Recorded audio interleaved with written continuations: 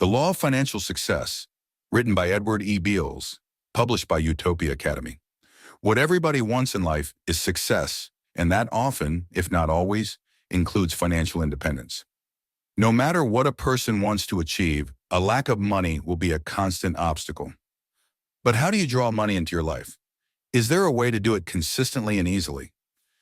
Is there really a fundamental and natural law of wealth which, once discovered, understood and practiced, will enable you to prosper in financial abundance beyond your wildest dreams?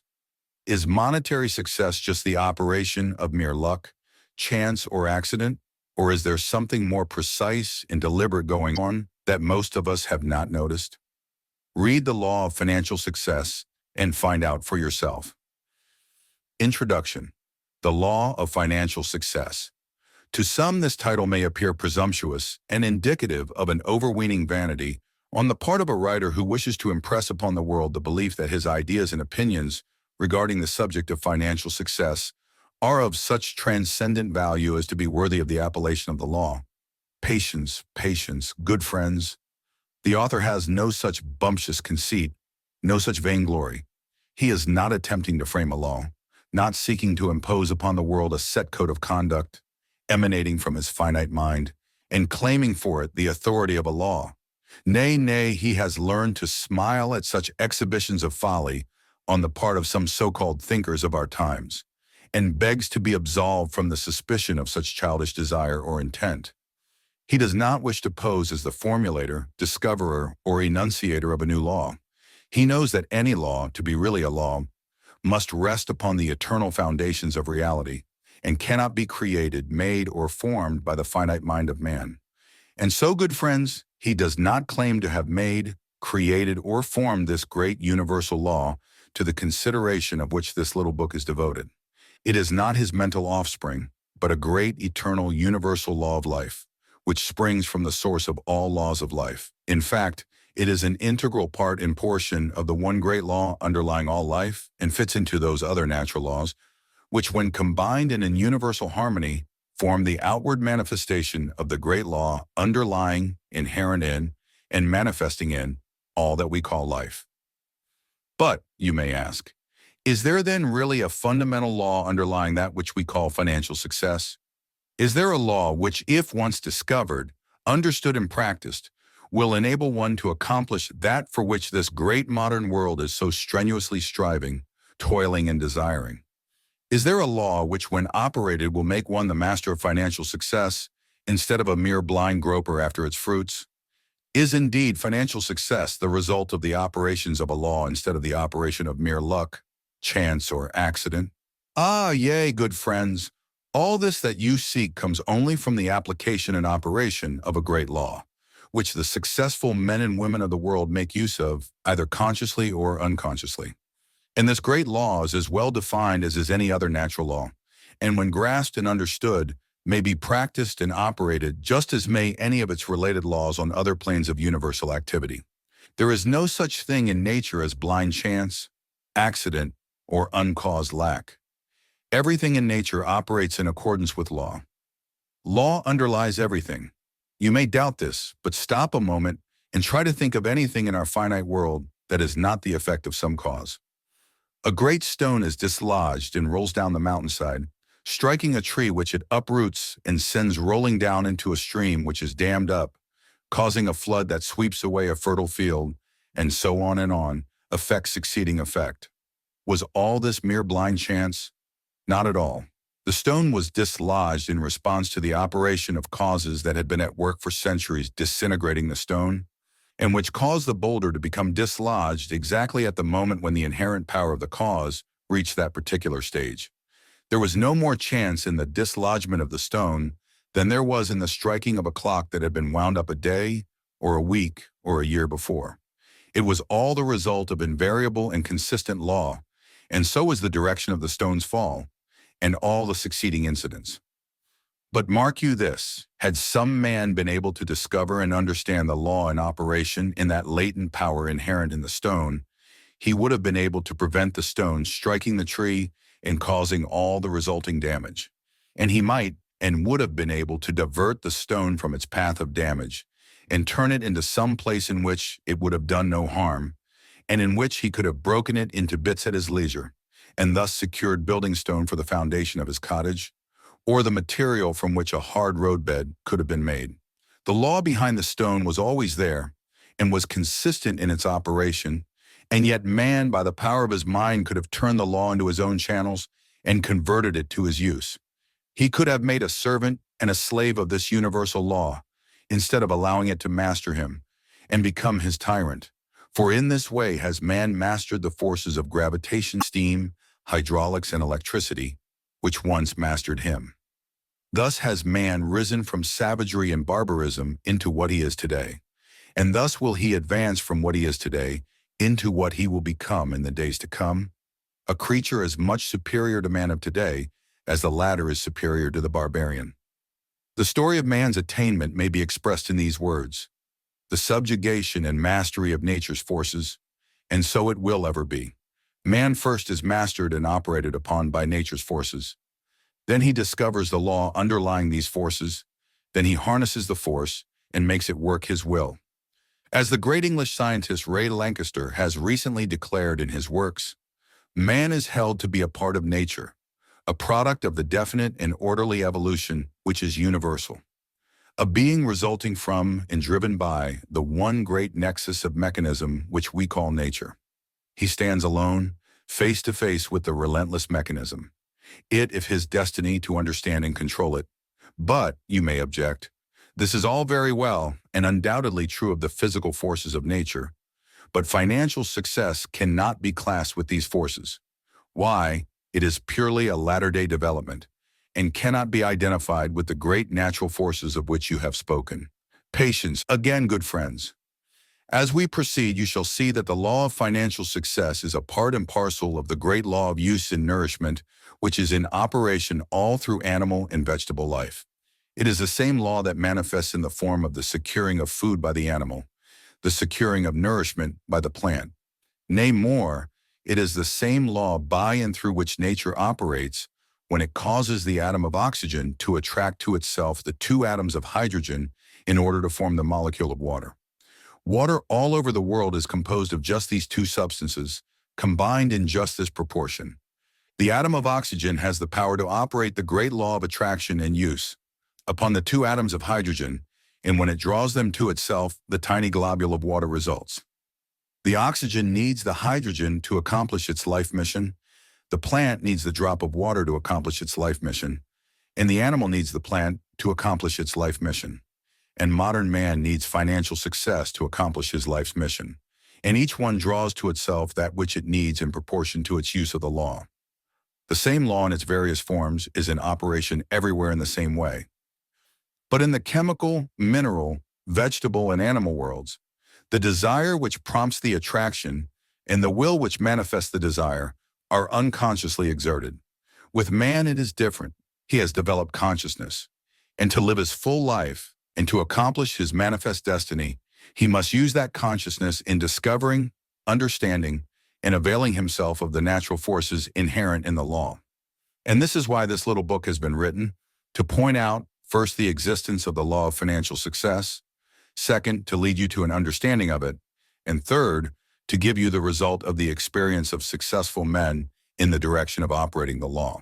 And now, to sum up this introduction, as our legal friends would say, the writer asks you to consider the following propositions.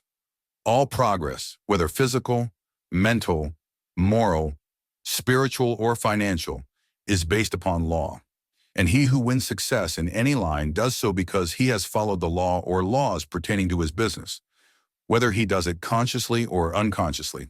Some of our great captains of industry, who have won marvelous successes in financial affairs, though they may have failed as moral or spiritual beings, have won their great success along this line because they, consciously or unconsciously, have discovered the underlying law, and by concentrating upon it alone, to the exclusion of everything else in life, have manifested the operation of the law to an almost abnormal degree.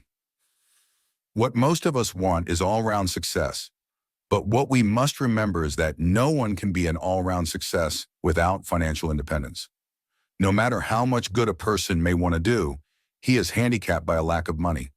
All the air castles that he has built, all the beautiful plans that he has created, all the cherished desires to do good, all go unfulfilled because there is no money with which to complete them.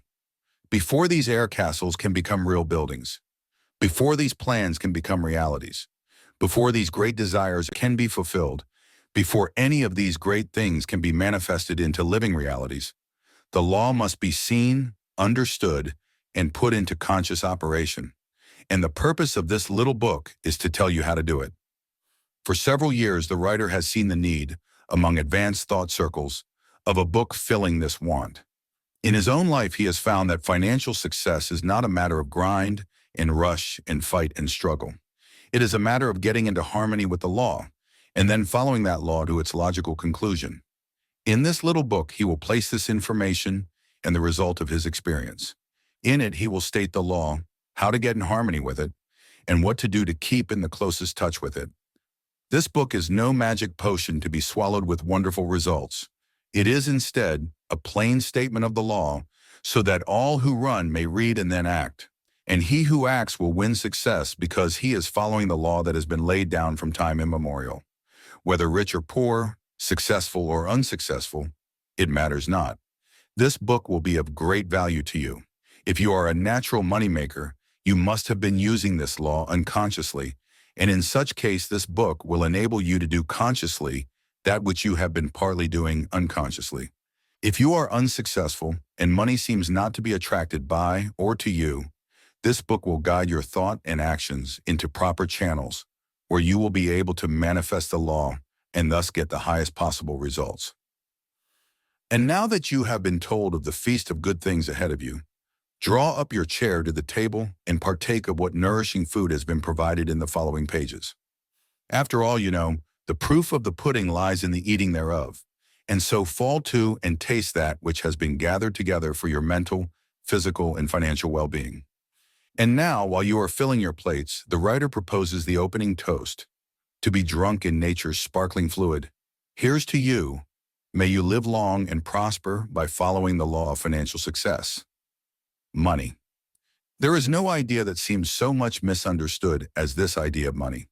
On the one hand, we find many people engaged in a mad chase after money for money's sake, and on the other hand, many others who are decrying money as the root of all evil, and severely criticizing the tendency of the age to seek money actively. Both of these classes of people are wrong. They are occupying the opposite sides of the road of reason, whereas truth is found here, as always, in the middle of the road. The man who seeks money at a thing of value in itself, the man who worships money at a very god. Such a man is a fool, for he is mistaking the symbol for the reality. And likewise, the man who decries the pursuit and desire for money as a foul, evil thing, he who would make of money a devil, this man is likewise a fool. The wise man is he who sees money as a symbol of something else behind, and who is not deluded by mistaking the shadow for the substance, either for good or evil. The wise man makes neither a god nor a devil of money. He sees it as a symbol of almost everything that man may obtain from the outside world, and he respects it as such. He sees, while it is true that avarice and greed are detestable and hurtful qualities of mind, still the lack of the proper desire for and striving after money makes of man a creature devoid of all that makes life worth the living. When the sane man desires money, he really desires the many things that money will purchase. Money is the symbol of nearly everything that is necessary for man's well-being and happiness. With it, he opens the door to all sorts of opportunities, and without it, he can accomplish practically nothing. Money is the tool with which man may carve many beautiful things, and without the aid of which he is helpless. Money is but the concentrated essence of things desired, created, and established by society in its present stage of development. There have been times in which there was no money. There may be times coming in which the race will have passed beyond the need of money as the symbol of exchange and possession. But be this as it may, the fact remains that now, right here in the beginning of the 20th century, there is nothing that is so necessary for man's well-being and content as this much-abused money. Right? Remember this. First, last, and all the tune, that when I say man needs money, I mean that he needs the many things that money will purchase for him. And for one to decry the desire for money is for him to decry the desire for nearly all the good and desirable things of life. As a recent writer has said, unless a man acquires money, then shall he not eat, nor be clothed, nor have shelter, nor books, nor music, nor anything else that makes life worth living for one who thinks and feels. The people who decry the desire for money are generally those who have found themselves lacking in the qualities that tend to attract money, or else those who are in possession of money that has been inherited or is otherwise acquired without the labor, excitement, or satisfaction of having been made by themselves. With the first mentioned class, it is a case of sour grapes. With the second, it is financial dyspepsia, which has left the victim devoid of a normal appetite. In spite of the loud cries and protests of our long-haired brothers and short-haired sisters, so-called reformers, money is still necessary in order that man may have the necessities of life, as well as a few luxuries. We cannot live on beautiful theories, but must have bread and batter and potatoes and sometimes a piece of cake or pie. And it takes money to get them. Money means freedom, independence, liberty, and the ability to do great good as well as great evil. It means the opportunity to carry out great plan and to fulfill great ideals. It means the filling in of those mental pictures that we have sketched out in our minds. It means the chance of materializing those airy castles in Spain that we have dwelt upon in moments of hopeful ecstasy. Ah yes, money is the wizard, able and willing to work wonders. It is indeed the genie who can and will do its master's bidding. 1. I hold that in the present stage of evolution of man, money is to mankind what air, water, sunshine, and Mother Earth are to the plant. It is nourishment. And as in the plant, the desire for nourishment is a natural and worthy instinct. So is the desire for this financial nourishment in man a perfectly natural and worthy instinct. It is the working of the same natural law. And mark you this, that as the desire of the plant is a natural indication of the existence of the nourishment need, so is this desire in the breast of man a certain indication of the possibility of its satisfaction and attainment if natural laws are but followed. Nature is no mocker. It causes no desire to spring up in a living thing unless it also endows that living thing with the faculties and powers to attain that which it craves. A realization of this great natural law will do many of my readers much good just now. But note this, also nature does not encourage the hoarding up of anything for the mere sake of acquisition. It punishes this error severely. The law of use underlies all of nature's instinctive cravings. It desires that the living thing shall draw to itself the nourishment and material it needs in order to use it. And this desire for money on the part of man is governed by this same law, the law of use. Nature wishes you to desire money, to attract it to you, to possess and acquire it, and lastly, and most important of all, to use it. By using money and keeping it working and in action, you will fall in line with the workings of this great law of use. By falling in with this law, you work in harmony with the great natural forces and purposes. You bring yourself into harmony with the cosmic plan instead of opposing it. And when man so brings himself into harmony with the natural forces around him, he reduces friction and receives the reward that comes to all living things that work with instead of against the law. So friends, in closing this chapter, I would say to you, be not afraid, but assert the desirability of the possession and use of money. Recognize that it is your natural right to possess it, just as it is the natural right of the plant to sunshine, light, and air. And do more than this, it belongs to you. Demand it of the law, just as does the plant. And cease all this talk of the beauty of poverty and the joy of the humble. You know that in the bottom of your heart you do not mean a word of it. You know that you are just saying these things because you are afraid that you cannot have that which you want. Throw off this mask of hypocrisy and self-deception and stand out in the open like a man, throwing your head up and looking the world in the face, saying, yes, I do desire money. I want it, and I want it earnestly, and through the law I demand it as my rightful inheritance, and I'm going to get it, beginning right now. Throw off the shackles of the slave and assert your freedom. Assert your own mastery of that which is your own. Don't be afraid to assert what you want and to see it clearly ahead of you. Then march straight onward to the mark, without turning to the right or to the left, without fear or favor, without flinching or fouling, straight to the mark which is called financial success. For in that goal alone may you find that for which you seek, that which your heart desires. Mental attitude. You remember the saying of the sacred writer, "As a man thinketh in his heart, so is he." A truer statement never was uttered. For every man or woman is what he or she is, by reason of what he or she has thought. We have thought ourselves into what we are. One's place in life is largely determined by his mental attitude. So, mental attitude is the result of the current of one's thoughts, ideas, ideals, feelings, and beliefs. You are constantly at work building up a mental attitude, which is not only making your character, but which is also having its influence upon the outside world, both in the direction of your effect upon other people, as well as your quality of attracting toward yourself that which is in harmony with the prevailing mental state held by you. Is it not most important, then, that this building should be done with the best possible materials, according to the best plan, with the best tools? The keynote of this chapter is, a positive mental attitude wins financial success.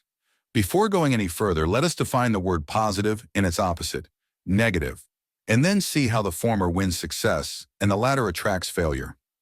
In the sense in which I use the terms, positive means confident expectation, self-confidence, courage, initiative, energy, optimism, expectation of good, not evil, of wealth, not poverty, belief in oneself and in the law, etc., etc.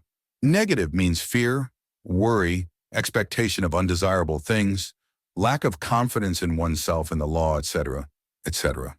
In the first place, mental attitude tends towards success by its power in the direction of making us over into individuals possessing qualities conducive to success. Many people go through the world bemoaning their lack of the faculties, qualities, or temperament that they instinctively recognize as active factors in the attainment of success. They see others possessing these desirable qualities moving steadily forward to their goal. And they also feel if they themselves were but possessed of these same qualities, they too might attain the same desirable results. Now, so far, their reasoning is all right, but they do not go far enough. They fail here because they imagine that since they have not the desired qualities at the moment, they can never expect to possess them. They regard their minds as something that once fixed and built can never be improved upon, repaired, rebuilt, or enlarged. Right here is where the majority of people fall down, to use the expressive, although slangy words of the day. And, as a matter of fact, the great scientific authorities of the present time distinctly teach that a man, by diligent care and practice, may completely change his character, temperament, and habits.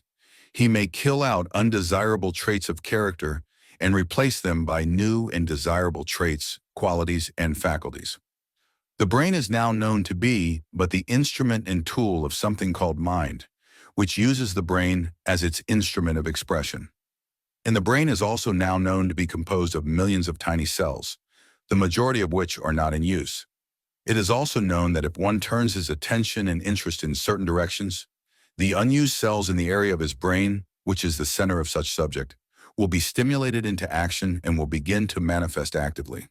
Not only this, but the stimulated sections of cells will begin also to actively manifest their reproductive qualities, and new brain cells will be evolved, grown, and developed in order to furnish proper mental tools with which to manifest the new desires, qualities, and feelings pressing forward for expression. Scientific character. Building is not a mere idle theory, but a live, vital, actual, practical fact being put into operation in the psychological laboratories of the country and by thousands of private individuals all over the world who are rapidly making themselves over by this method. And the prevailing mental attitude is the pattern upon which the brain cells build. If you can but grasp this truth, you have the key to success in your hands. Now let us consider the second phase of the action of mental attitude toward financial success. I allude to the effect upon others of one's mental attitude.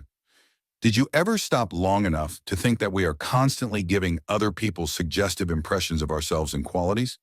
Do you not know that if you go about with the mental attitude of discouragement, fear, lack of self-confidence, and all the other negative qualities of mind, Other people are sure to catch the impression and govern themselves toward you accordingly. Let a man come into your presence for the purpose of doing business with you, and if he lacks confidence in himself and in the things he wishes to sell you, you will at once catch his spirit and will feel that you have no confidence in him or the things he is offering. You will catch his mental atmosphere at once, and he will suffer thereby. But let this same man fill himself up with thoughts, feelings, and ideals of enthusiasm, success, self-confidence, confidence in his proposition, etc., and he will fairly radiate success toward you, and you will unconsciously take stock in him and interest in his goods, and the chances are that you will be willing and glad to do business with him. Do you not know men who radiate failure, discouragement, and I can't? Are you not affected by their manifested mental attitude to their hurt? And on the other hand, do you not know men who are so filled with confidence, courage, enthusiasm, fearlessness, and energy, that the moment you come into their presence, or they into yours, you at once catch their spirit and respond thereto? I contend that there is an actual atmosphere surrounding each of these men, which if you are sensitive enough you can feel, one of repulsion and the other of attraction. And further, that these atmospheres are the result of the constant daily thought of these men or the mental attitude of each toward life. Think over this a bit, and you will see at once just how the law works. The third phase of the action of mental attitude towards financial success may be called the working of the law of attraction. Now, without attempting to advance any wild theories, I still most assert that all thinking, observing men have noticed the operation of a mental law of attraction, whereby like attracts like. Avoiding all theories on the subject, I state the general principle that a man's mental attitude acts a magnet, attracting to him the things, objects, circumstances, environments, and people in harmony with that mental attitude. If we think success firmly and hold it properly before us, it tends to build up a constant mental attitude which invariably attracts to us the things conducive to its attainment and materialization. If we hold the ideal of financial success, in short, money, our mental attitude will gradually form and crystallize the money ideal. And the things pertaining to money, people calculated to help us win money, circumstances tending to bring us money, opportunities for making money, in fact, all sorts of money things, will be attracted toward us. You think this visionary talk, do you? Well then, just make a careful study of any man who has attained financial success and see whether or not his prevailing attitude is not that of expectation of money. He holds the mental attitude as an ideal, and he is constantly realizing that ideal.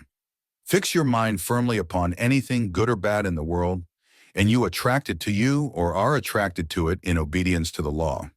You attract to you the things you expect, think about, and hold in your mental attitude. This is no superstitious idea, but a firmly established, scientific, psychological fact. To further illustrate the workings of the above law, like attracts like, and birds of a feather flock together, I might here present the theory which of late has been the subject of much discussion among noted psychologists, that is, that there are thought currents in the mental realm, just as there are air currents in the atmosphere, and ocean currents in the seas. For instance, there are thought currents of vice and others of virtue, thought currents of fear and others of courage, thought currents of hate and others of love, thought currents of poverty and others of wealth.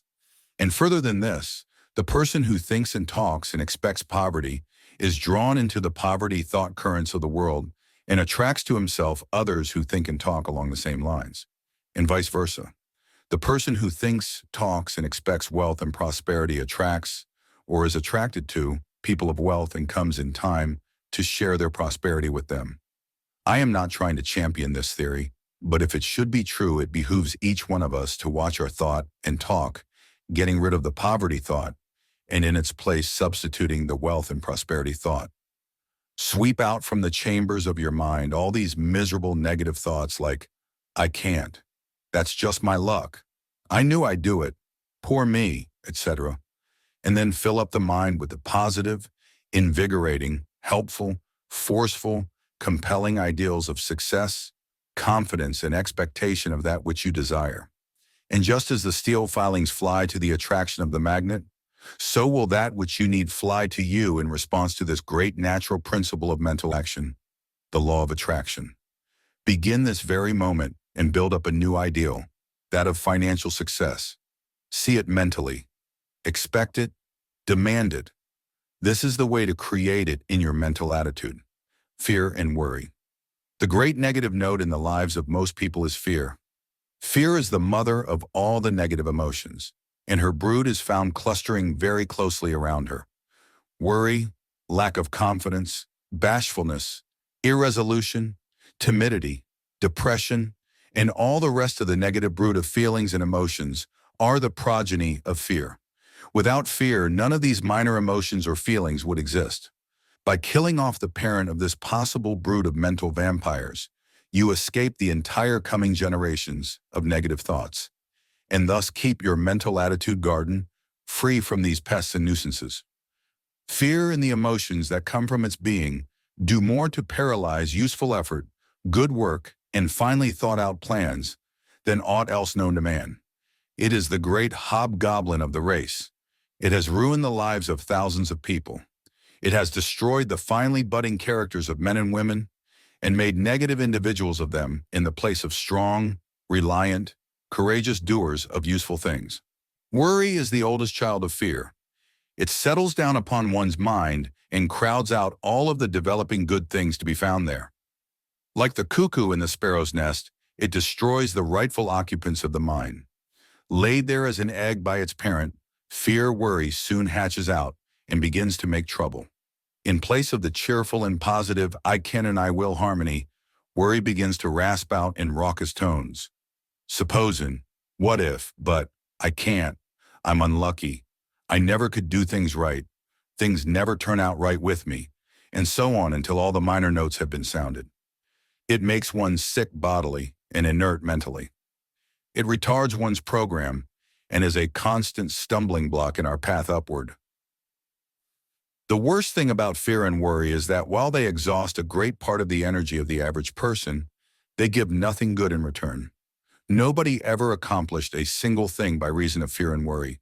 Fear and worry never helped one along a single inch on the road to success, and they never will because their whole tendency is to retard progress and not to advance it. The majority of things that we fear and worry about never come to pass at all, and the few that do actually materialize are never as bad as we feared they would be. It is not the cares, trials, and troubles of today that unnerve us and break us down. It is the troubles that we fear may come sometime in the future. Everyone is able to bear the burdens of today, but when he heaps on the burdens of tomorrow, the next day, and the day after that, he is doing his mind an injustice, and it is no wonder that after a bit he heaps on the last straw that breaks the back of the mental camel.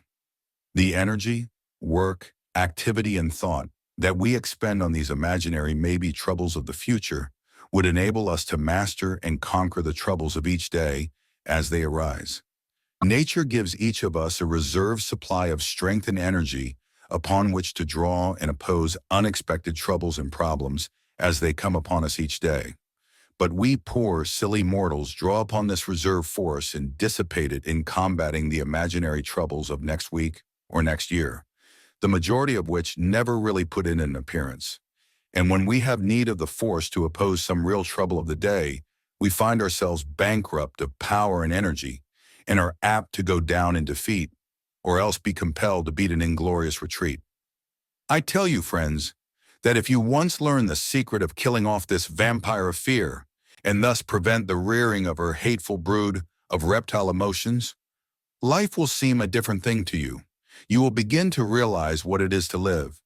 You will learn what it is to have a mind cleared of weeds and fresh to grow healthy thoughts, feelings, emotions, and ambitions. And you will find that with fear killed out, you will cease to give out to others the suggestions of incompetence, lack of reliance on yourself, and the other impressions that hurt one's chances. You will find that when you are rid of fear, you will radiate hope and confidence and ability and will impress all those with whom you come in contact.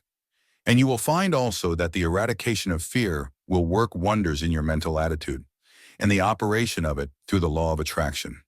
When one fears a thing, he really attracts it to him, just as if he desired it.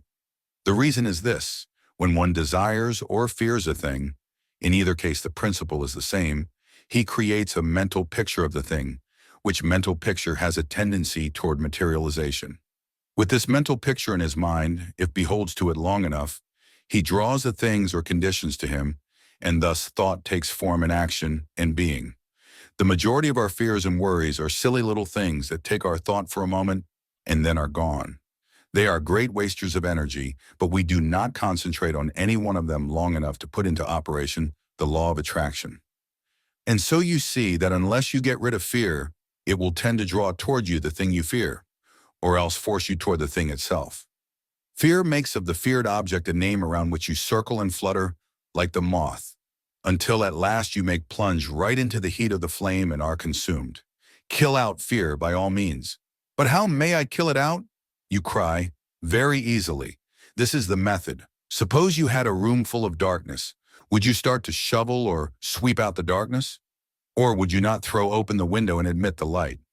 When the light pours in, the darkness disappears. And so with the darkness of fear, throw open the windows and let a little sunshine in. Let the thoughts, feelings, and ideals of courage, confidence, and fearlessness pour into your mind, and fear will vanish. Whenever fear shows itself in your mind, administer the antidote of fearlessness immediately. Say to yourself, I am fearless. I fear nothing. I am courageous. Let the sunshine pour in. Faith. Faith is a word that has been often misused, misapplied, and misunderstood. To many it means simply that attitude of mind which will accept anything that is told it, merely because someone else has said it. Credulity, in fact. But those who have penetrated within the shell of the word know that it means something far more real than this, something embedded deep down in the heart of things. To those who understand the law, faith is the trolley pole which one raises to meet the great forces of life and nature, and by means of which one receives the inflow of the power which is behind and in all things and is enabled to apply that power to the running of his own affairs. To some, it may seem a far cry from faith to financial success, but to those who have demonstrated the truths enunciated in this little book, the two are closely interwoven. For one to attain financial success, he must first have faith in himself. Second, faith in his fellowmen. And third, faith in the law. Faith in oneself is of primary importance, for unless one has it, he can never accomplish anything, can never influence any other person's opinion of him, can never attract to himself the things, persons, and circumstances necessary for his welfare. A man must first learn to believe in himself before he will be able to make others believe in him. People are prone to take a person at his own estimate. If one is weak, negative, and lacking in self-confidence, he surrounds himself with an atmosphere of negativity which unfavorably impresses those with whom he comes in contact. If one be strong, confident, and positive, he radiates like qualities, and those coming in contact with him receive an impression of these qualities. The world believes in those who believe in themselves. And so you see it is of the utmost importance to you that you cultivate this faith in yourself. And not only does faith in yourself operate in the direction of influencing others with whom you come in contact, but it also has a most positive bearing upon your own mental stature and thoughts. If you deaden your mind with a negative attitude toward yourself, you stifle budding ideas, thoughts, and plans. You choke the budding plants of your mentality. But if you let pour forth a full, abiding, confident faith in yourself, your abilities, your qualities, your latent powers, your desires, your plans, your success, in short, you will find that the whole mental garden responds to the stimulating influence, and ideas, thoughts, plans, and other mental flowers will spring up rapidly. There is nothing so stimulating as a strong, positive, I can and I will attitude toward oneself. And you remember what has been said about the law of attraction? You remember how like attracts like, and how one's mental attitude tends to draw toward him the things in harmony with his thoughts. Well, this being so, can you not see that a mental attitude of faith or confidence in oneself is calculated to attract to you that which fits in with such faith, that will tend to materialize your ideal? Confidence is the basis of all trade. So says one of our recent business philosophers. And this statement is true, for if we did not have confidence or faith in our fellow man, all trade, all business, all commerce would come to a standstill. The wholesale merchant ships yearly hundreds of thousands of dollars worth of goods to dealers in his territory. He has faith that in 30, 60, or 90 days, those dealers will pay their bills and he will reap his profits. You go to the retail dealer and buy a suit or dress or hat or groceries, having the same charge to your account. Your dealer has confidence or faith enough in you to let you have these goods, expecting that you will pay your bill when it falls due. The same rule holds good in almost every transaction in life. You must have confidence in a man before you care to deal with him. Some people seem to be of a naturally suspicious frame of mind, always of the opinion that somebody else is trying to do them. Others are gullible and swallow everything, bait, hook, and line. Neither is the wisest frame of mind. It is much better to maintain the thought of goodwill, fellowship, and confidence towards one's fellowmen, weighing all things impartially from an unprejudiced standpoint, and then render your decision after due thought from the facts in the case. But by all means, have faith in your fellow man. But this faith in oneself and faith in your fellow man, important though they be, are not the only kinds of faith that one needs in order to attain financial success. There is that which may be called faith in the law. This may seem a little strange to you, but when you consider it for a moment, you will see just how it operates. You will note that nearly all successful men have a deep-rooted belief in something outside that helps them along. They do not know just what this something is. Some call it luck. Some call it their destiny. Some call it their star. And why not? But under all of these names, there is an instructive belief in and faith in a something friendly that helps them along and carries them over the hard places and rounds the sharp corners of business life. Watch any successful man, and you will see that even when he is not able to reason out the means whereby he is going to get over or around or under a set of difficulties, still he exhibits a hopeful faith and belief that he is going to get through it somehow. And he does, if he holds on to his faith. Something is there at work tending to pull him through. Ask any successful businessman if this is not so. And this something that successful men intuitively trust in is nothing but the great law that underlies all of the affairs of life. The nearer that one can feel in contact with this law, more power does he receive from it. And thus faith is the underlying channel by which the power of the law is transmitted to you. Why should you fear? You seat yourself in a train or streetcar and read your paper, having faith that the engineer or motorman will take you to your destination. You manifest this faith in everyday business life. Without faith in the whole thing, business would be impossible. You manifest faith at every turn of the road. And this being so, why should you not manifest faith in the underlying law which is manifesting in things? Do you suppose for an instant that this whole cosmic machinery is run by chance? There is no such thing as chance. Everything is run under some great law. And the law of financial success is just as much a part of that great system of law as is the law of gravitation. You study the laws of physical life and find them invariable, and therefore worthy of bestowing faith upon. Why should you not recognize the great mental laws operative in business life and acquaint yourself with their workings? Why should you not have faith in them? There is no better plan of bringing yourself into harmony with the law of financial success than to recognize and have faith in it. Consider the careers of successful businessmen of your acquaintance and see if this is not so. By doing so, you will receive a new light on a heretofore dark subject, latent powers. In beginning this chapter, I am reminded of the words of Lovell. There are infinite powers lying dormant in man, here now. Powers which, could he but catch a glimpse of, would endow his life on this planet with greater splendor and impart to it a redoubled interest. The man who regards himself as a creature built on a certain mental plan and incapable of any material change beyond an improvement of the faculties already being expressed, sees but a small portion of the truth regarding himself and his possibilities. Very few men express or manifest more than a small part of their latent power. They live long lives and go down to their graves without suspecting that within their mental kingdom there had reposed dormant faculties and latent powers which, if expressed, would have enabled them to have lived far wider, broader, fuller lives.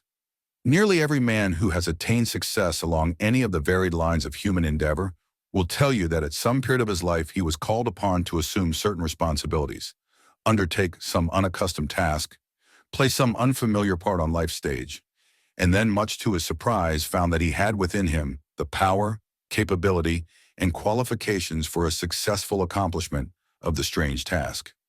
The crucial point was when he was brought face to face with the new undertaking.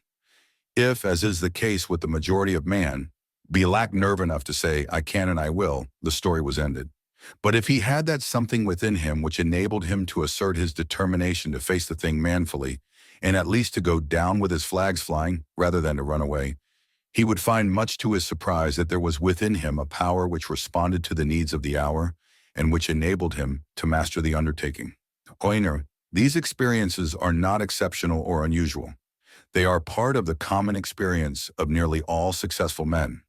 And successful men get to realize that they have within them, hidden in some of the many recesses of the mind, latent powers, unsuspected talents, and dormant faculties which are awaiting calmly the hour of their call to action. The human mind is far from being the simple, everyday thing that man regards it. There are hidden chambers and unexplored regions. Science is just beginning to learn some of these heretofore unsuspected truths about the mind, and the result is dazzling the observer whose eyes are suddenly seeing the brilliant truths. There seem to be within every man possibilities of which he has never even dreamed. There seem to be capabilities, the extent of which has never entered into even his wildest imagination. Some sudden call, some new responsibility, some new turn of fortune's tide, and the man is called upon to demand of his mentality all that it is holding in store for him. And he is seldom disappointed, providing he has the nerve and courage to make the demand. Aye, but there's the rub. Few have that courage and nerve. Have you? I know personally a man whose life up to the age of 38 had been spent in active business and professional life. The thought of writing for the public had never occurred to him. All of a sudden, by one of those strange upheavals that come into the lives of men, all was carried away from him. His health was shattered. His accumulations were swept away. He was apparently lifted up and placed in a new, strange, and seemingly unpromising environment. He had his family to support.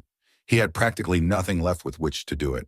His health was broken, and it was impossible for him to re-engage in his accustomed occupation. While building up his health, he helped a new friend to get the mechanical part of a monthly magazine in shape. At the last moment, his friend discovered that they were short several pages of matter, and the printers were impatiently asking for their full supply. The friend was too busily occupied to write the additional matter, and so in desperation he turned to my friend and said, "Did you ever write anything for publication?" "No," was the answer. "Well, somebody has got to write something, and mighty quick too. Have you nerve enough to try it?" "Yes," was the reply. "I'm like the boy digging for woodchuck, who was asked whether he expected to catch it, and who replied, 'You bet I do. We've got the preacher for dinner, and no meat in the house. I've just got to catch that woodchuck. And so like the boy, I've just got to, and I can and I will.' And he did. He sat down to write to fill that space, although he had never written a line for publication before. He made a mighty effort of his will, urged on by an imperative desire, and almost in a daze he found his hand at work writing, easily and rapidly.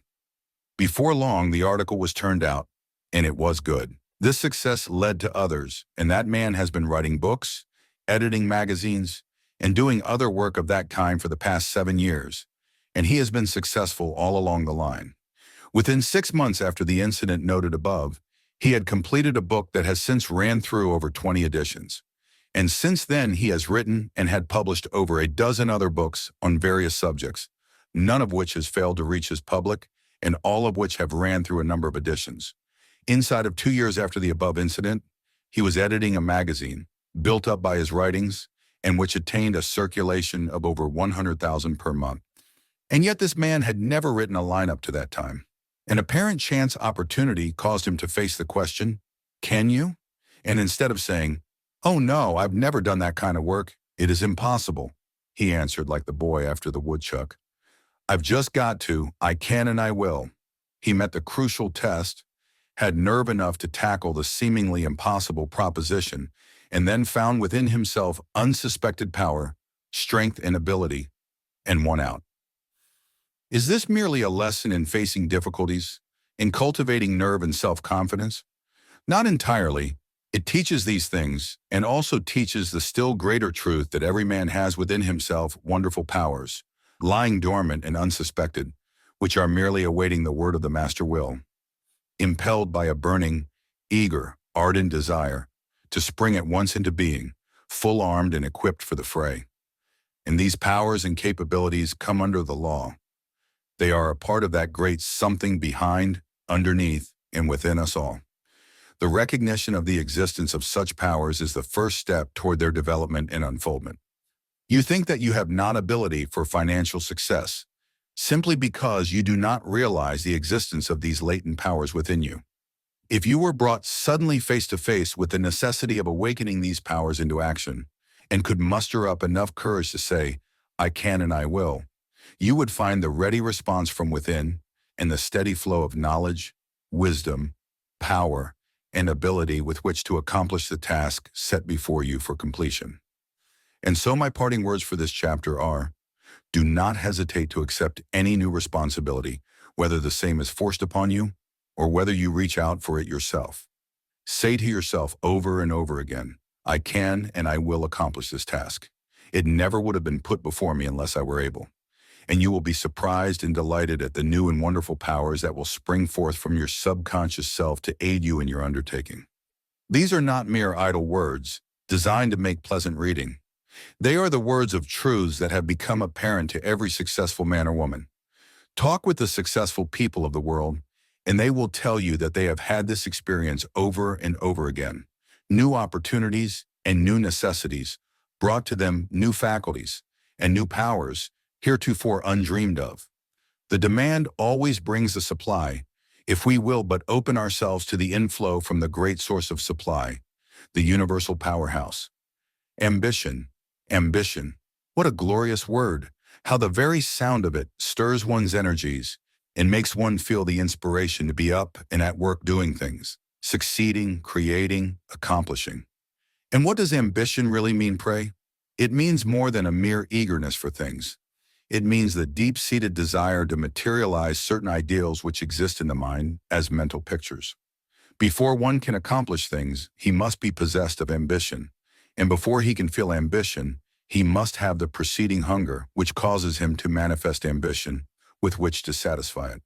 And so it follows anything that will stimulate that mental hunger will arouse ambition, and thus create that eagerness for action and attainment. And how may that mental hunger be produced? There is a psychological law underlying this mental hunger that manifests ambition. And that law is that in order for that mental hunger to be manifested, it must have ideals presented to the mind's eye. Just as the gastric juices of the stomach may be stimulated and caused to flow by the sight, smell, or thought of food, so is this mental hunger produced by the sight, thought, or idea of the things needed for its satisfaction. If you are contented with your present life and want nothing better, it is chiefly because you know nothing better, have seen nothing better, have heard of nothing better, or else you are mentally and physically lazy. The ignorant savage seeking to till his land by means of a sharpened stick cannot desire a steel plow or other agricultural implement if he does not know of them. He simply keeps right at work in his old way, the way of his forefathers, and feels no desire for a better implement. But by and by some man comes along with a steel plow, and our savage opens his eyes in wide surprise at the wonderful thing. If he be a savage of discernment, he begins to get up an interest in the new thing. He watches it at work and sees how much better it accomplishes the task than does his crude pointed stick. If he be a progressive savage, he begins to wish he had one of the strange new implements. And if he wants it hard enough, he begins to experience a new strange feeling of mental hunger for the thing, which if sufficiently strong, causes his ambition to bud. And this is the critical point. Up to this time, he has felt a strong desire preceding ambition. But now with the dawn of ambition comes the arousing of the will. And this is what ambition is, a strong will aroused by a strong desire. Without these two elements, there can be no ambition. Desire without will is not ambition. One may want a thing very hard, but if he does not arouse his will strongly enough to actively cooperate with the desire, his ambition will die a borning. And though one's will be as strong as steel, yet if there be not strong desire animating and inspiring it, it will not manifest as ambition. To manifest ambition fully, one must first eagerly desire the thing, not a mere wanting or wishing for it, but a fierce, eager, consuming hunger which demands satisfaction. And then one must have a will aroused sufficiently strong to go out and get that which desire is demanding. These two elements constitute the activity of ambition. Look around you at the successful men of the world in any line of human effort and endeavor, and you will see that they all have ambition strongly developed. They have the fierce craving of desire for things and the firm will which will brook no interference with the satisfaction of the desire. Study the lives of Caesar, Napoleon, and their modern counterparts, the 20th century captains of industry, and you will see the glare of this fierce ambition burning brightly and hotly within them. The trouble with the majority of the people is that they have been taught that one should take what was given him and be content. But this is not nature's way. Nature implants in each living being a strong desire for that which is necessary for its well-being and nourishment, and a strong will to gratify that natural desire. On all sides in nature, you may see this law in effect. The plant and the animal obey it and are not afraid. But man, as he ascended the scale of evolution, while seeing the necessity and advantage of curbing and restraining certain tendencies and desires, which if freely gratified would work harm on himself and upon society, has swung to the other extreme. In cutting off the dead branches of desire, he has lopped off some live ones at the same time. That is, the majority of men have. The few who haven't reached out and gathered to themselves the good things of life, throwing the cores and leavings to the rest. There is no earthly reason why a man should not earnestly desire the good things of life. No reason why he should not stimulate that fierce hunger for attainment by painting mental pictures of what he needs, by looking upon the good things in the world in the possession of others, so that he can see what he wants. But does this not arouse covetousness, you may ask? Not at all. You are not coveting the things the others have, but are merely desiring other things like them. You are willing that these other people should retain their things, but are demanding similar good things for yourself. This is not covetousness, but laudable ambition. And laudable ambition is all right. There is enough of the good things of life in this world for all of us if we demand them and reach out for them. Demand causes supply in and under the law, so be not afraid. Arouse your ambition. It is a good thing and not something of which to be ashamed. Urge it on, feed it, stimulate its growth. It is not a foul weed, but a strong, vigorous, healthy plant in the garden of life, bearing more fruit than any other growing thing there. Do not let the argument that men have used ambition to accomplish evil ends disconcert you. Every natural law is capable of being used for good or evil. Because any law has been used for evil, it is no reason why those who desire to do good should avoid it and refrain from using it for right purposes. To do so would be like the angels of light running away and leaving the powers of darkness in possession of all the good things of the world. The best way is to grasp the weapon and turn it against the enemy. The law is there awaiting man's use. If you prefer to leave it for the evil-disposed persons, very well, that is your own loss. But the wise, the sane, the strong men of the day are now reaching out for the use of the law and are accomplishing great things by reason of it. When the many use the law, the few will cease to be the sole possessors of the good things of life, which alas, so many of them have misused. When the secret is generally known, the evil will be eradicated and good will supersede it. Therefore, be not afraid to stand boldly out, crying, I want this, and I am going to have it. It is my rightful heritage, and I demand it of the law. Be ambitious to attain financial success, because that is the goal for which you are striving. Desire. In some of the previous chapters, I have spoken of the operation of desire and will in the manifestation and expression of personal power under the law. Now, while there have been many writers who have discoursed ably regarding the mighty power of the will, there have been but few who have given to the subject of desire the attention that it deserves and the consideration it merits. Many persons seem afraid to speak of desire, for they have gotten the term and idea mixed up with desires of an unworthy and detrimental nature. They have overlooked the fact that desire must underlie all human action, must be the causing power back of and underneath will itself. We might compare desire with the fire that burns brightly beneath the receptacle containing water, which latter represents the mind. Unless the fire of desire burns brightly and imparts its heat to the water, or mind, there will be nothing but water. But let the fire manifest its ardent energy and heat, and lo, the water is converted into steam, which turns mighty wheels and drives powerful machinery, and in fact, makes things go. We are apt to forget the causes that have operated in order that the steam be produced in our wonder, amazement, and admiration of the power and effect of the manifested steam. But in order to get the right idea of the matter fixed in our mind, we must take into consideration the water of the mind and the fire of desire. The mind is well represented by water, for it is unstable, changeable, in motion, having eddies, storms, ripples, and calm. And desire is well represented by fire, for it is ardent, hot, strong, and burning, and when manifested properly invariably acts upon the water mind, and produce the will steam which may be turned to the accomplishment of any task, and the moving of the material necessary for our plans. By all means keep the fire of desire brightly burning under your mental boilers, and you will be sure to manifest the proper amount and degree of the steam of will, which may then be applied to the accomplishing of your life tasks. If you will keep the figure of speech before your mind, this idea of the fire of desire, the water of the mind, and the steam of will, you will find it easier to put into operation these great mental forces, and to be known as the man or woman of the strong will. But if you allow the fire of desire to burn low, or to become clogged with the ashes of dead and gone things, long since exhausted and useless, you will find that there will be little or no steam of will produced, and you will be in the position of the majority of people who are like tea kettles simmering over a faint fire and accomplishing nothing. Unless you want a thing the worst way and manifest that desire in the shape of a strong impelling force, you will have no will with which to accomplish anything. You must not only want to do a thing or to possess a thing, but you must want to hard. You must want it as the hungry man wants bread, as the smothering man wants air.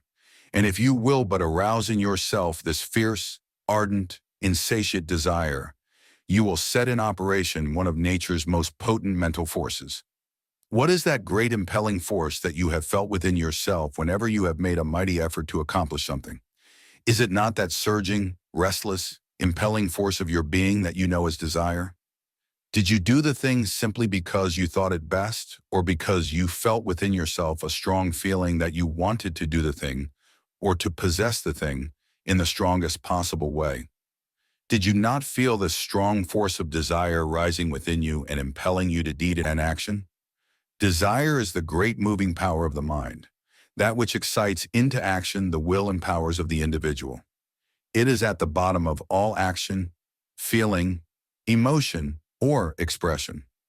Before we reach out to do a thing or to possess a thing, we must first want to, and in the degree that that want to is felt, so will be our response thereto.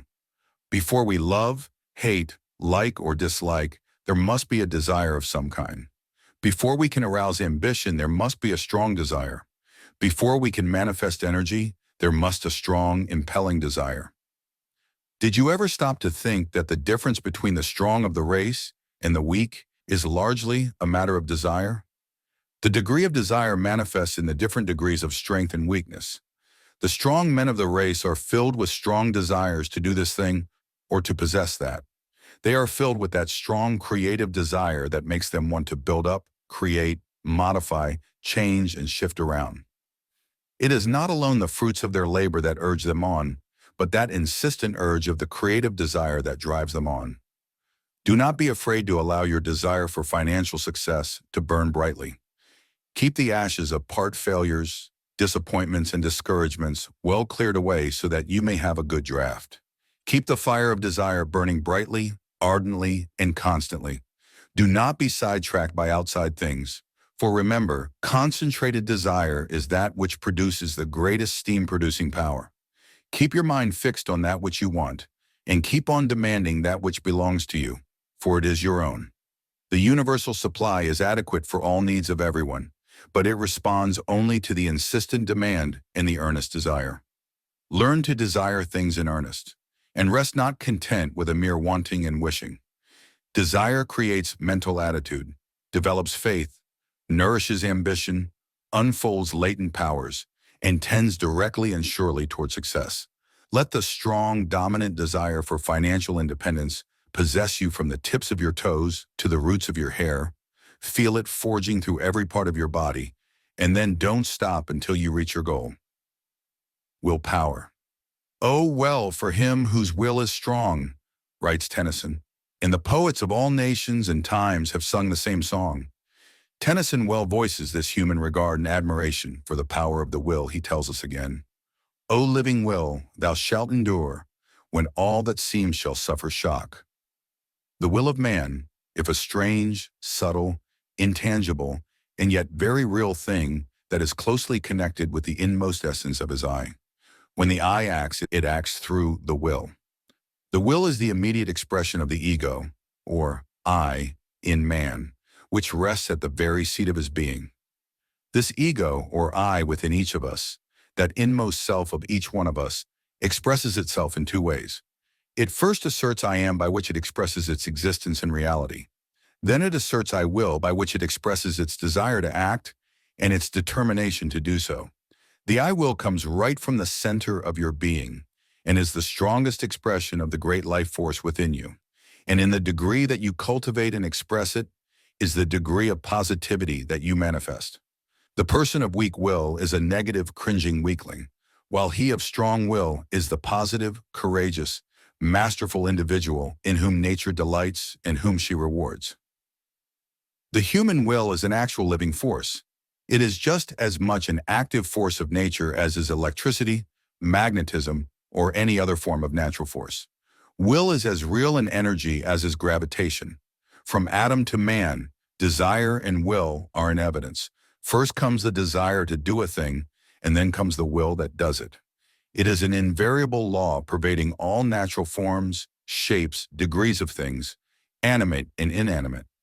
Nothing is impossible to the man who can will, providing he can will sufficiently strong.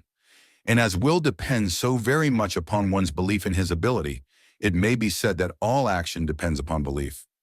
One does not will unless he believes that he has a will.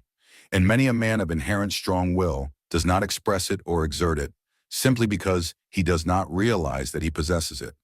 It is only when the necessity arises from some new unexpected demand for the exercise of the will that many men realize that they really possess such a will.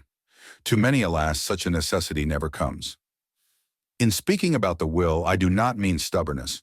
You will find plenty of people who are as stubborn as mules, and their friends and neighbors will say that they are strong-willed, meaning by this that when they decide a thing is so, it's so, and you can't make me believe it isn't. This is the mulish attitude of mind coming from prejudice or ignorance and has nothing to do with the will.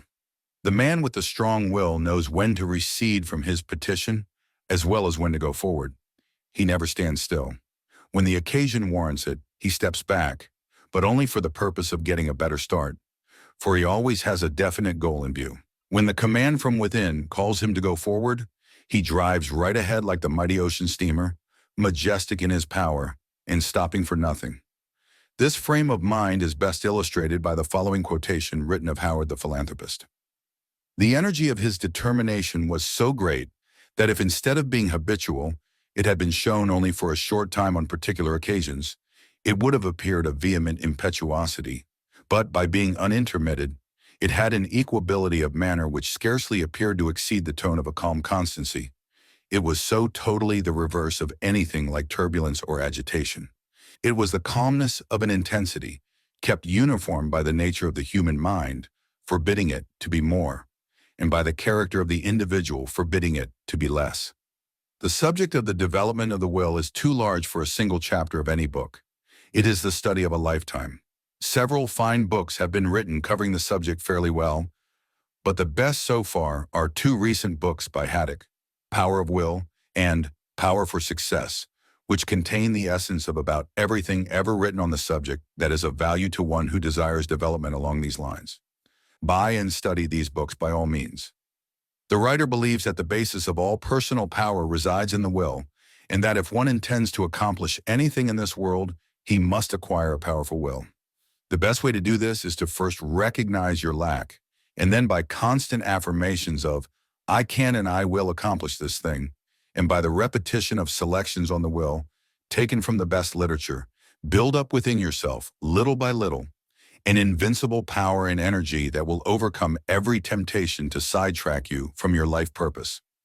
At the end of this chapter, I have appended some excellent selections and others you will find scattered throughout the book. These selections can be memorized and then repeated in times of trial and discouragement, and they will prove invigorating tonic for the depressed mind. The proper attitude of the student of the law of financial success is that mental attitude which may best be expressed as the I can and I will state of mind. In this mental attitude, there are combined the two primary elements of the accomplishment of things. First, there comes that belief in one's ability, power, and force which begets confidence, and which causes to make a clear mental channel over which the will flows. Then second, comes the assertion of the will itself, the I will part of it. When a man says I will with all the force and energy and determination of his character being poured into it, then does his will become a very dynamic force which sweeps away obstacles before it in its mighty onrush. Not only does this expression of the will stir into activity the latent powers and dormant energies of the man's mind, bringing to the accomplishment of the task all his reserve force, power, and strength, but it does much more. It impresses those around him with a mighty psychical power which compels attention to his words and demands recognition for himself. In all conflicts between men, the strongest will wins the day. The struggle may be short, or it may be long, but the end is the same always. The man of the strongest will wins. And not only does the awakened will do this, but it also acts in the direction of affecting those at a distance from the person. It sets in motion certain natural laws which tend to compel things toward the center occupied by a mighty will. Look around you, and you will see that the men of giant wills set up a strong center of influence which extends on all sides and all directions, affecting this one and that one, and drawing and compelling others to fall in with the movements instigated by that will. There are men who set up great whirlpools or whirlwinds of will, which are felt by persons far and near. And in fact, all persons who exert will at all do this to a greater or lesser extent, depending upon the degree of will expressed. Read, study, and absorb the following selections. The education of the will is the object of our existence. They can who think they can. Character is a perfectly educated will. Nothing can resist the will of a man who knows what is true and wills what is good. To will evil is to will death. A perverse will is the beginning of suicide. In all difficulties advance, and will, for within you is a power, a living force which, the more you trust and learn to use, will annihilate the opposition of matter. The star of the unconquered will, he rises in my breast, serene and resolute and still, and calm and self-possessed. So nigh is grandeur to our dust, so near is God to man, when duty whispers low, thou must. The youth replies, I can. I will to will with energy and decision. I will to persist in willing. I will to will intelligently and for a goal. I will to exercise the will in accordance with the dictates of reason and of morals. The human will, that force unseen, the offspring of a deathless soul, can hew a way to any goal though walls of granite intervene. You will be what you will to be. Let failure find its false content in that poor word environment, but spirit scorns it and it's free. It masters time, it conquers space. It cows that boastful trickster chance, and bids the tyrant circumstance uncrown and fill a servant's place. There is no chance, no destiny, no fate can circumvent or hinder or control the firm resolve of a determined soul. Gifts count for nothing, will alone and great. All things give way before it's soon or late. What obstacle can stay the mighty force of the sea-seeking river in its course, or cause the ascending orb of day to wait? Each well-born soul must win what it deserves. Let the fools prate of lack, the fortunate he whose earnest purpose never swerves, whose slightest action or inaction serves the one great aim. Why, even death itself stands still and waits an hour sometimes for such a will. Autosuggestion. You will have noticed that in the preceding chapters, I have begun a serious campaign in the direction of having you make yourself over, mentally, in order to bring you under the operation of the law of financial success. You will remember that first I tried to get you to regard money in a new light, as a natural supply akin to the nourishment of the plant, and coming under the same general law of natural supply and demand. Second, I urged upon you to build up the proper mental attitude, showing you how by so doing you would cultivate in yourself the faculties, qualities, and powers conducive to success, the qualities likely to attract and influence people with whom you come in contact, and the mental state which would set into operation the beneficent phases of the law of attraction. Third, I proceeded to get fear and worry out of your mental system. Fourth, I went on to cultivate the quality of faith in you. Fifth came the consideration of the latent powers and the roles for their unfoldment. Sixth came the explanation of the nature of ambition and the urge to cultivate and develop it. Seventh came the explanation of the wonderful effect and office of desire and the advice to cultivate desire as a means of cultivating will. Eighth, I gave you instruction for the development of a powerful will, the acquirement of which means so much to you. Now, if you will stop a moment, you will see that the practical application of the instruction given and the precepts laid down for your guidance require a certain making over of yourself on your part. This being so, the question arises, how may I best accomplish the making over process? And to answer this question, I shall now devote several chapters, for in the answering lies much of the essence of this instruction that I am desirous of imparting to you. And so this is the reason that we now take up the subject of autosuggestion, a subject of the greatest importance to you, and which has engaged the minds of scientific men for the past few years. Let us hasten to a consideration of the subject. In the first place, the term suggestion, as used by psychologists, means an impression made upon the mind of another, and an autosuggestion is an impression made upon one's own mind in a manner similar to that used in impressing the mind of another. You will see this a little clearer in a moment. The whole essence of suggestion lies in the idea of impression. Think of the mind as a wax substance and the suggestion as a dye making an impression on the wax, and there you have it. If you can manage to get in a strong suggestion on the mind of a person, you really impress your notion or idea upon his mental wax, so to speak. Suggestion is not a matter of argumentative effort, but a process of saying a thing so positively, earnestly, and convincingly that the other person takes up the idea without argument. We may be impressed by a man's earnestness, his manner, his attitude, his dress, and in many other ways, but the principle is the same. If we are impressed by something about him, we have taken the suggestion. Do you see what I mean? Well, one may turn this suggestive dye upon the wax of his own mind, and by repeated impressions may fix certain ideas, qualities, and characteristics upon it, so that he will have really made himself over to that extent. It is a case of, says I to myself, says I, often repeated until I believes what I says. You know how a man may get to actually believe some old lie that he has been telling for some time. A man may act out a certain assumed character until he actually becomes like the character. There are plenty of old chaps strutting around today with these assumed characters, which not only fool the people with whom they come in contact, but also actually fool the men themselves. Now, if this be true about things of this kind, how important does the principle become when applied to the creation of new characteristics and qualities in oneself that are conducive to success? You all know just about the ones you need, and now hear the way to go about getting them. To many people, autosuggestion means simply the repeating of certain words to themselves like, I am energetic, I am ambitions, etc., etc. Now, this plan is all very well, for a constant impression of this kind will undoubtedly tend to develop the suggested qualities in one. But there is a far more scientific plan known to psychologists, and that is the one I am going to urge upon your consideration. It is that not only should one say things to himself, but that he should also create mental images of the desired thing, and should also act out the part he wishes to play in a sort of extended preliminary rehearsal. All this may seem odd to you unless you have studied the psychological principles underlying it, which I have not time to go into here. The thing to remember is that constant thinking of a desired quality of mind, accompanied with the indulgence in the mental picture of yourself as actually possessed of the quality itself, and also accompanied by an acting out of the part you would like to play, will in due time so impress and mold your mind that you will actually possess the quality itself. Here is a great psychological law I have expressed.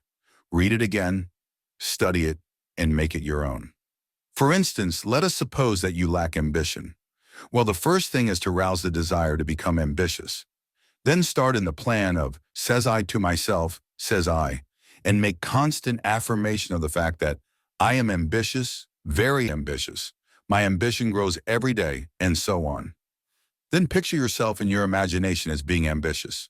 See yourself as moving around in the world possessed of an insatiable ambition, which is leading you to strenuous action and wonderful accomplishments. Then begin to act out the part of the ambitious man. Study some ambitious man until you catch his feelings, and then begin to look ambitious. Talk in the tones of a man possessing ambition. Walk like an ambitious man. In short, act out the part to the smallest details. Now remember, I do not mean to copy the mannerisms of the man you have taken for your model. This is not the thing at all. Simply study him until you can get his feelings, until you can recognize the ambitious emotion and mental attitude animating him, and then go to work to feel the same inward feeling yourself and to act out the feeling. If you can once get the feeling, then all you've got to do is to act it out right. You will find that this plan of mental discipline and exercise may be used for the acquirement of any and every one of the positive qualities you may desire to acquire and possess. This is no mere theory, but is a scientific fact known to and taught by some of the leading authorities on the subject in the world. It has been the basis of the making over of thousands of people, some of whom have paid enormous fees to teachers for just this plain advice, elaborated and padded out into long series of personal lectures and lessons. I offer you something here that is well worthwhile. Now it is for you to take it and use it. Harmony. All through nature and nature's manifestations, there exists rhythm and harmony. Everything in the universe is in unceasing action. There is a universal vibratory movement apparent everywhere, from the atoms and the particles composing the atoms, up through all the material combinations and groupings, there is constant, incessant vibration and motion. And from this constant motion, and running through its entire manifestation, there is apparent a constant and invariable law of rhythm. Just as there is a rhythm apparent in all that we call music, so is there a rhythm in the music of nature. And from that rhythm proceeds that which we call harmony. The planets as they swing in regular orbits around the sun, yes, the suns as they swing around, still greater suns, and so on until the mind fails to grasp the wonder of it all manifest rhythm. The sea in its manifestation of the rise and fall of the tides exhibits rhythm. The heart of man breathes in rhythmic measure. In the great waves of light traveling to us from the sun and stars, millions upon millions of miles away, there exists a rhythmic measure registered upon the delicate instruments of science. You have heard of the wonderful force latent in the rhythmic measure of music. You have read of instances in which mighty bridges have been shattered by the note of the violin, constantly sounded in an uninterrupted rhythm. It seems almost incredible, but it is true that the soft note of a tiny violin, constantly sounded in regular rhythm, can become powerful enough to make the bridge first tremble, and then shudder, and then sway to and fro until it finally collapses. Science teaches us that even the mighty steel skyscrapers of our great cities could be brought to the ground in a mass of twisted steel rods, if one were but to ascertain the keynote of the entire building, and then manage to start into motion the vibrations of a strong musical instrument, constantly sounding that one keynote over and over again, for hour after hour, until the great giant structure would catch the motion and begin to tremble. To catch the motion, that is it. If we could but catch the motion of nature's great rhythmic harmony, we could accomplish anything. And this is not such a wild dream as might be supposed at first glance. There is a great rhythmic harmony inherent in the mind of man. Just as the bridge has its keynote, so has the mind of each man and the great mind of the race of men. And if we will but withdraw ourselves from the incidents and distractions of the outer life and retire for a moment or two within the inner regions of ourselves, we may catch the faint echo of that great universal harmony of the mind, sounding clear and well-defined. If we can do this, we have but to take up the mental keynote and sound it until we make our influence felt.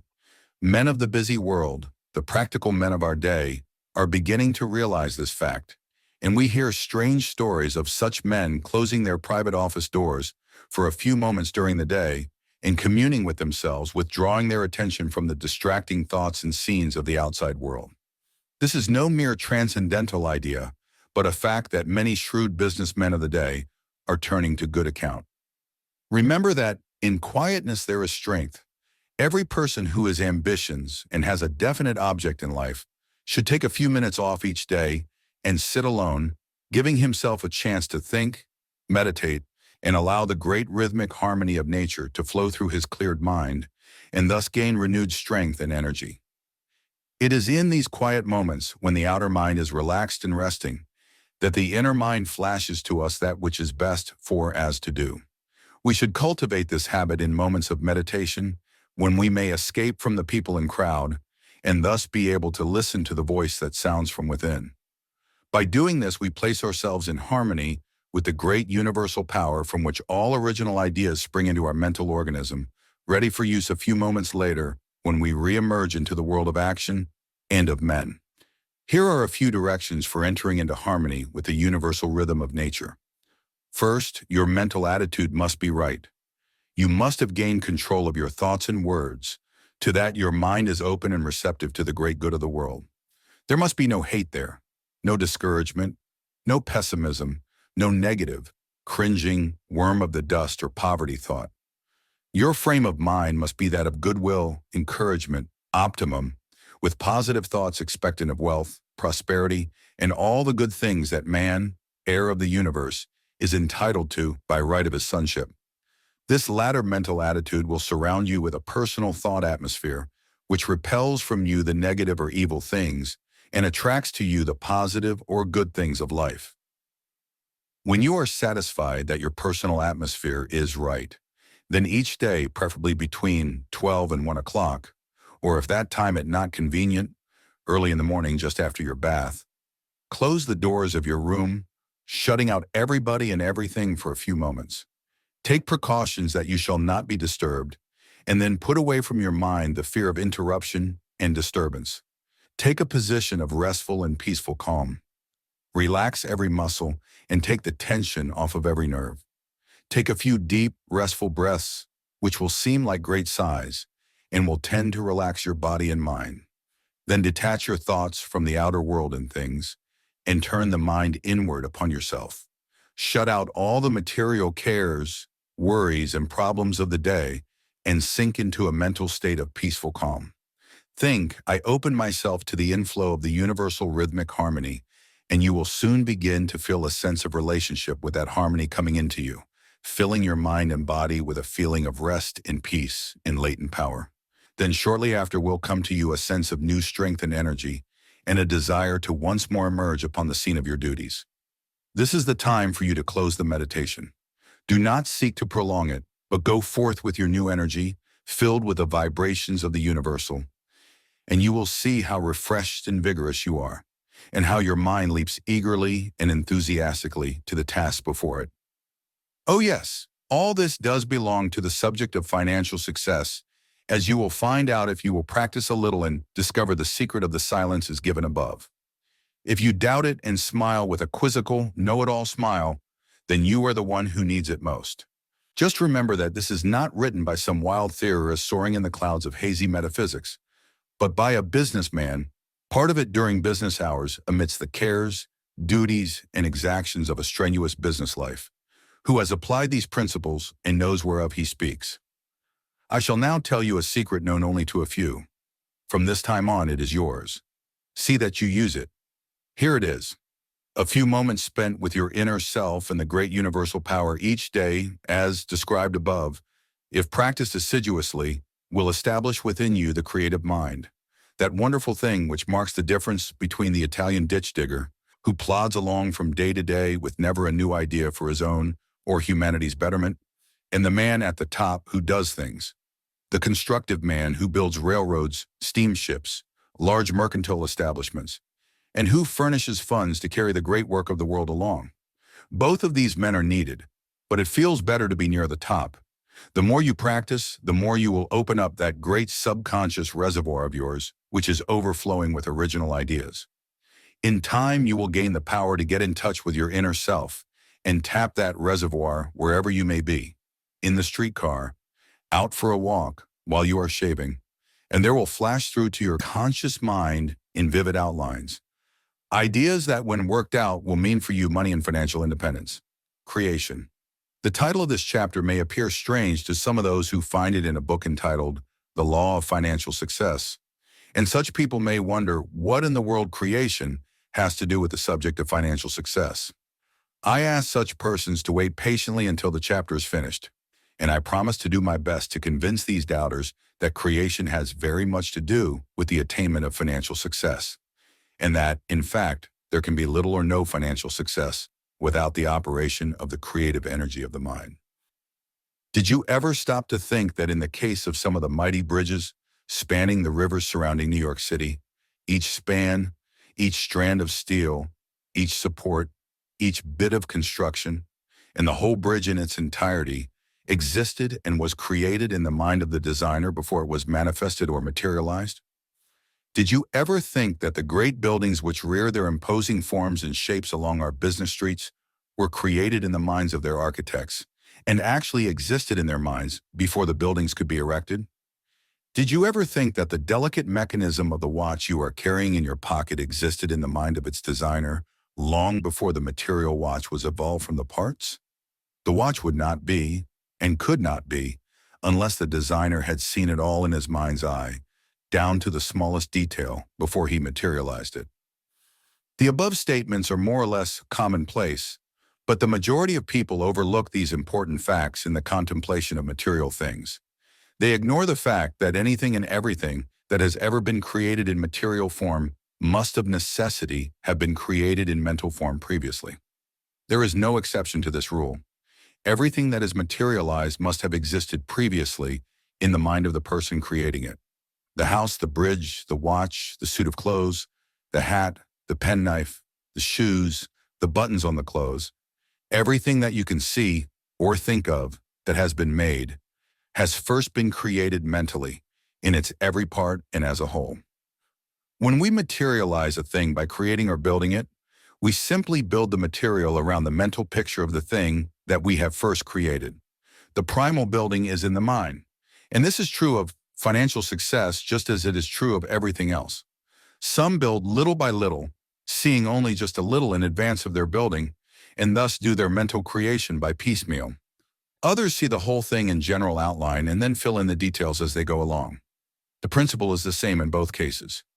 It is told of Thomas Lawson, of Boston, he of frenzied finance fame, that when he was a youth he painted a mental picture of a large estate on which there was the finest breed of horses and the choicest cattle in the world, a beautiful home furnished and filled with objects of artistic value, and everything else necessary for the completion of his conception of an ideal home.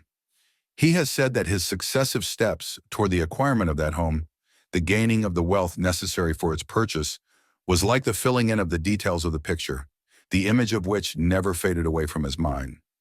And so it is with financial success. You must form a mental picture of what you want, and then bend every effort to fill in the picture. Every person should have a purpose in life. To win anything, one should have a definite goal for which to strive. We should have a picture in our mind of what we want to own or attain. If we want money, we should create a mental picture of money. We ourselves using it, handling it, spending it, acquiring more, and in short, going through all the motions of the man of money. One should paint a great mental picture of wealth, and then start to work to fill in the picture and to materialize it. What do you suppose would happen if the architect of the bridge, or building, or the designer of the watch should fail to see in his mind that which he was about to create? Can you not see that there would be no building worthwhile, and that the result of the attempt to build watch, bridge, or skyscraper in this way would result in a mere throwing together of material without regard to beauty, liability, or proper use? And so it is with the majority of people. They sit down and say, "Oh, I want money, and that is all there is to it." They do not use their imagination sufficiently to mentally create money and then proceed to materialize it. They are like a man who would sit down crying out, "Oh, I want a wood pile, high and big with good wood." The man who gets the wood pile glances around the place where he wants the pile, and then he forms a mental picture of how that wood pile will look when completed, just about how high and broad it should be, and then he starts to work to fill in the picture with the wood, working away sawing and piling, until at last the picture in materialized. Oh, I tell you, friends, you must first know just what you want before you will be able to materialize it. Unless you know what you want, you will never get anything. The great successful men of the world have used their imaginations instead of despising them. They think ahead and create their mental picture, and then go to work materializing that picture in all its details, filling in here, adding a little there, altering this a bit and that a bit, but steadily building, steadily building. If you would attain financial success, you must become a mental creator and designer of that which you long for, as well as a material builder. The two go hand in hand and work for financial success. Concentration. Every person who reads this chapter has heard the word concentration used frequently, has seen it in print often, and has used it repeatedly in conversation.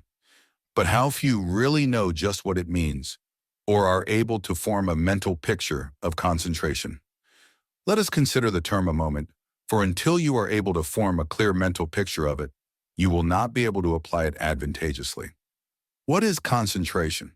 Well, the dictionaries tell us that the word means the act or process of bringing or directing things toward a common center, and thereby condensing and intensifying the force of the thing.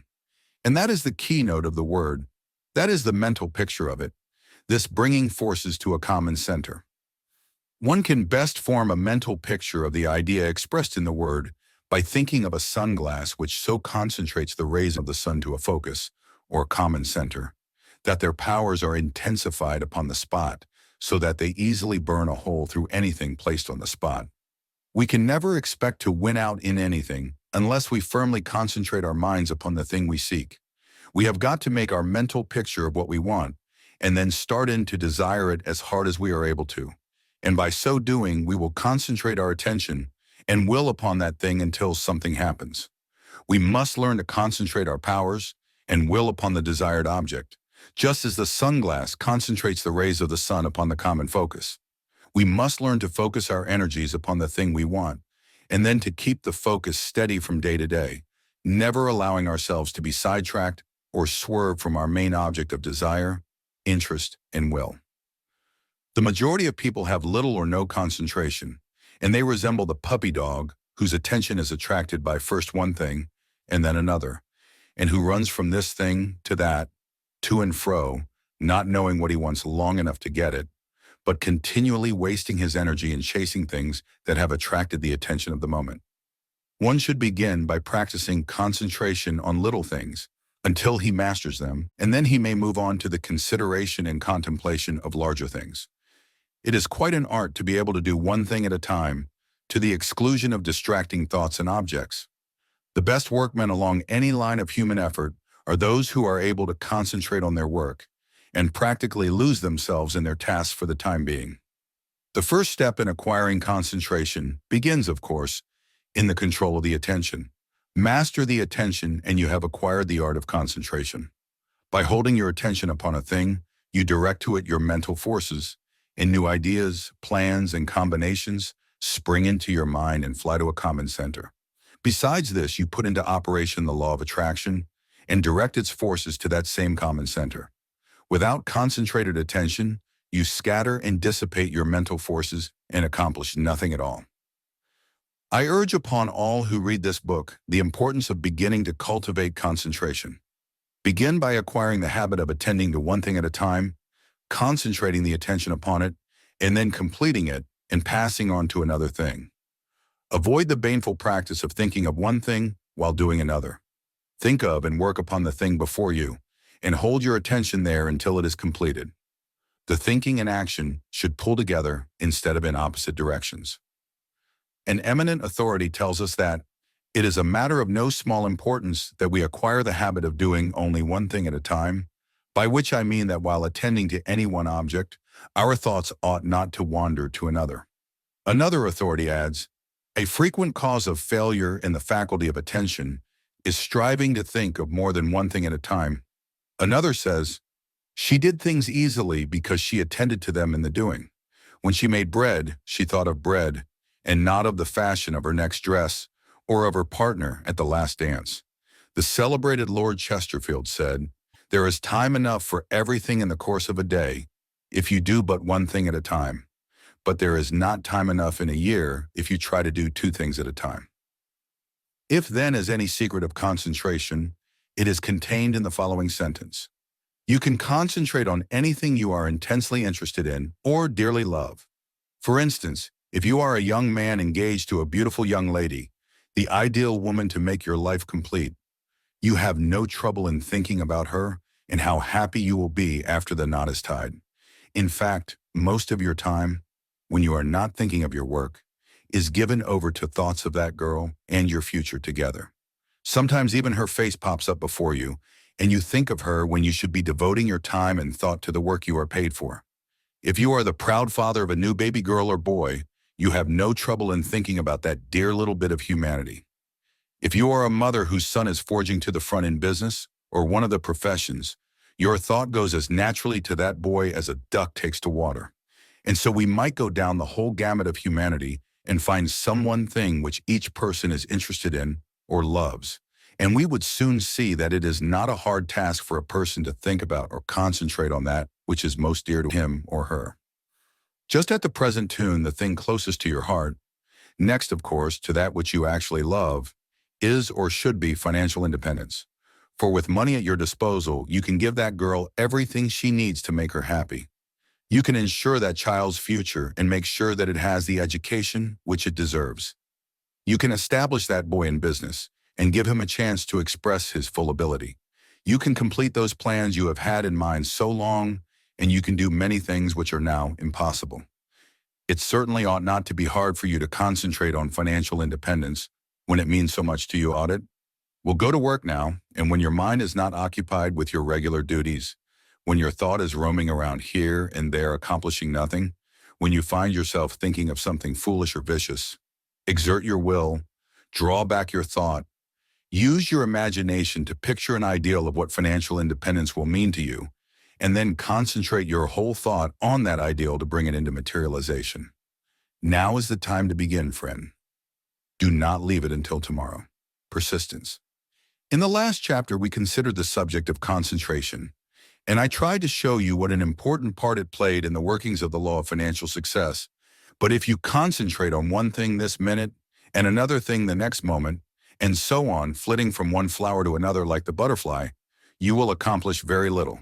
What is needed is a steady, determined, persistent application to the one object upon which you have set your mind.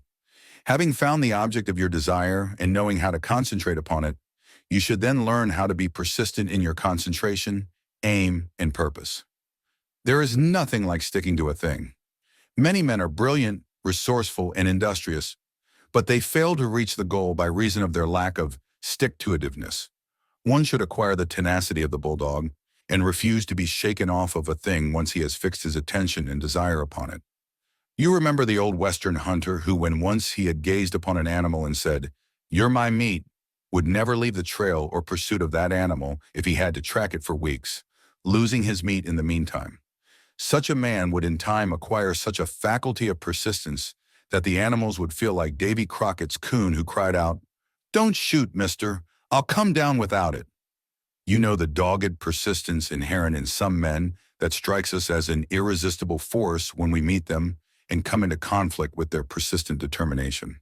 We are apt to call this the will, but it is our old friend persistence, that faculty of holding the will firmly up against objects, just as the workman holds the chisel against the object on the wheel, never taking off the pressure of the tool until the desired result is obtained. No matter how strong a will a man may have, if he has not learned the art of persistent application of it, he fails to obtain the best results. One must learn to acquire that constant, unvarying, unrelenting application to the object of his desire that will enable him to hold his will firmly against the object until it is shaped according to his wishes. Not only today and tomorrow, but every day until the end. Burton has said, "The longer I live, the more certain I am that the great difference between men, between the feeble and the powerful, the great and the insignificant, is energy, invincible determination." a purpose once fixed, and then death or victory. That quality will do anything that can be done in this world, and no talents, no circumstances, no opportunities will make a two-legged creature a man without it. Donald G. Mitchell said, "Resolve is what makes a man manifest. Not puny resolve, not crude determinations, not errant purpose, but that strong and indefatigable will which treads down difficulties and danger. And a boy treads down the heaving frostlands of winter, which kindles his eye and brain with a proud pulse beat toward the unattainable. Will makes men giants."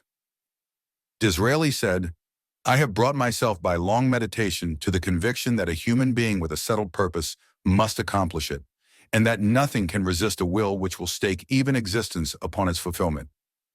Sir John Simpson said, "A passionate desire and an unwearied will can perform impossibilities, or what may seem to be such to the cold and feeble."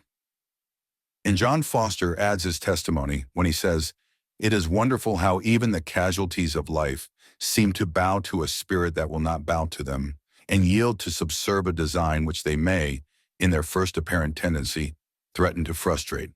When a firm, decisive spirit is recognized, it is curious to see how the space clears around a man and leaves him room and freedom." Abraham Lincoln said of General Grant, "The great thing about him is cool persistency of purpose. He is not easily excited, and he has got the grip of a bulldog. When he once gets his teeth in, nothing can shake him off." Now, you may object that the above quotations relate to the will, rather than to persistence. But if you stop to consider a moment, you will see that they relate to the persistent will, and that the will without persistence could accomplish none of these things claimed for it. The will is the hard chisel, but persistence is the mechanism that holds the chisel in its place, firmly pressing it up against the object to be shaped, and keeping it from slipping or relaxing its pressure. You cannot closely read the above isolations from these great authorities without feeling a tightness of your lips and a setting of your jaw, the outward marks of the persistent, dogged will. If you lack persistence, you should begin to train yourself in the direction of acquiring the habit of sticking to things. This practice will establish a new habit of the mind and will also tend to cause the appropriate brain cells to develop, and thus give to you as a permanent characteristic the desired quality that you are seeking to develop.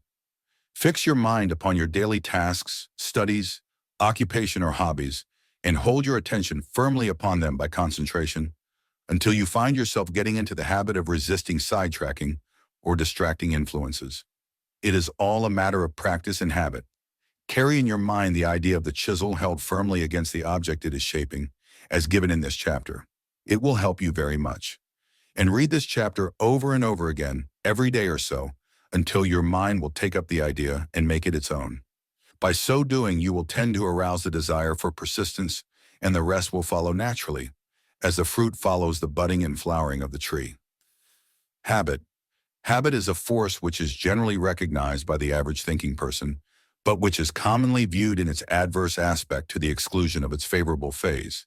It has been well said that all men are the creatures of habit, and that habit is a cable. We weave a thread of it each day, and it becomes so strong that we cannot break it.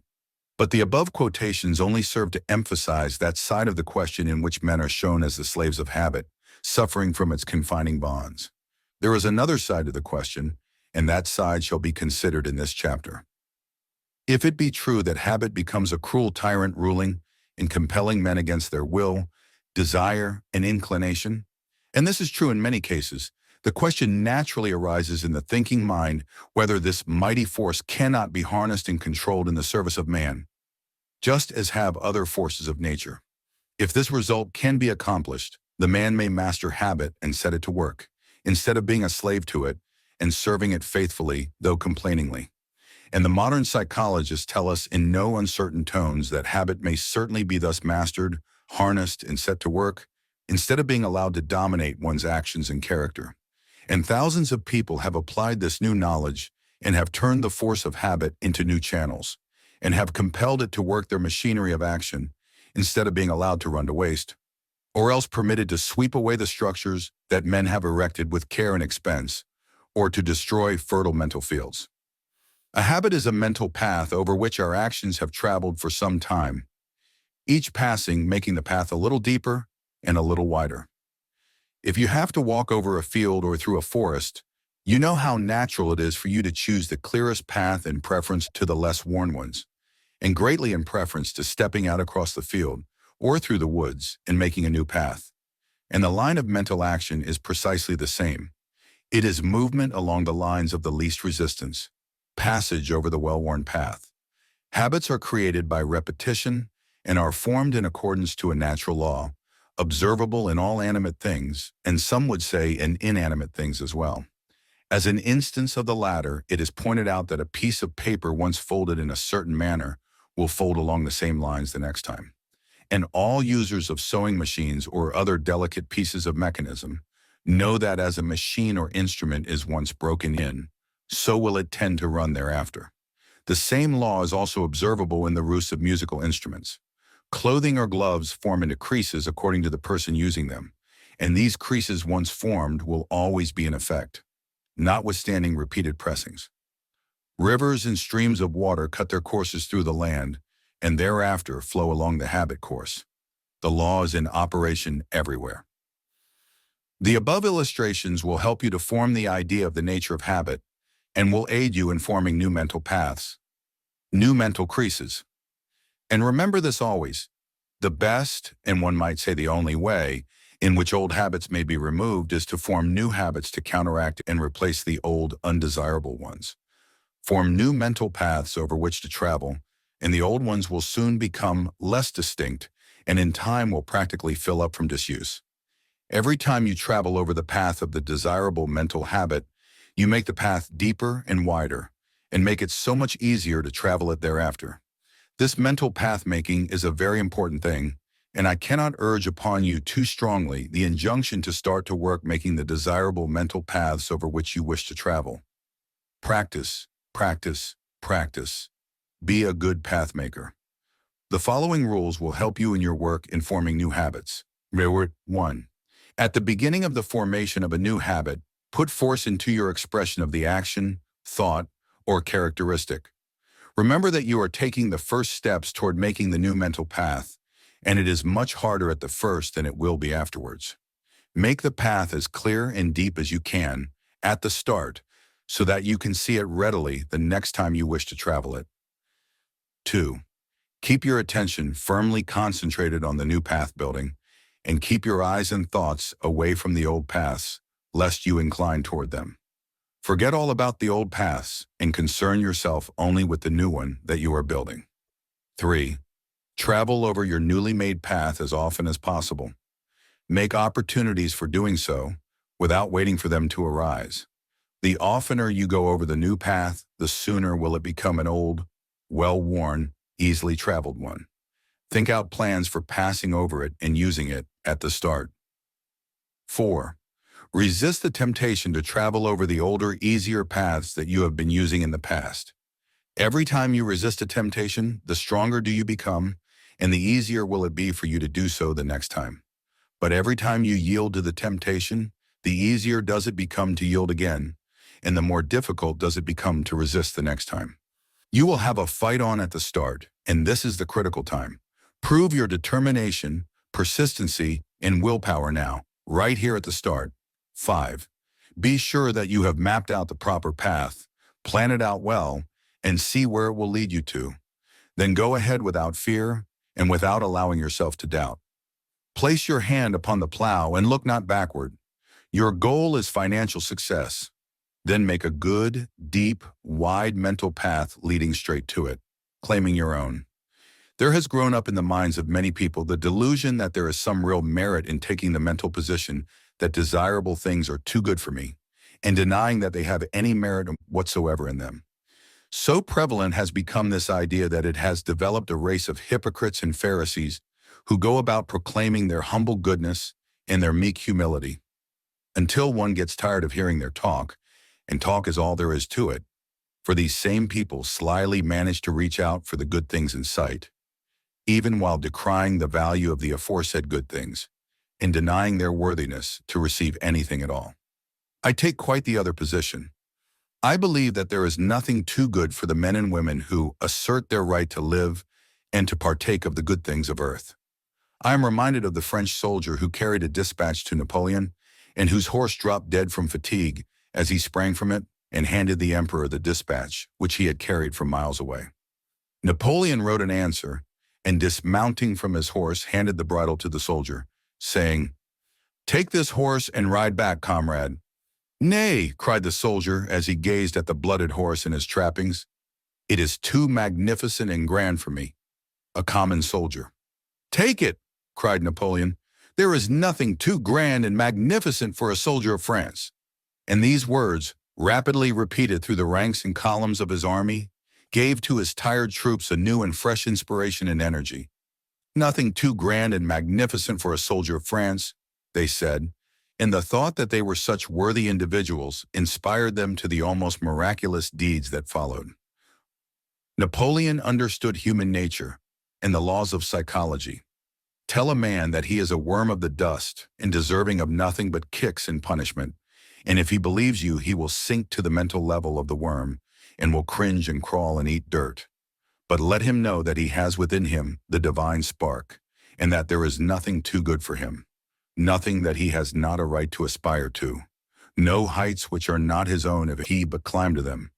Tell him these things, I say, and he will become a transfigured creature, ready and willing to attempt great things and do mighty deeds.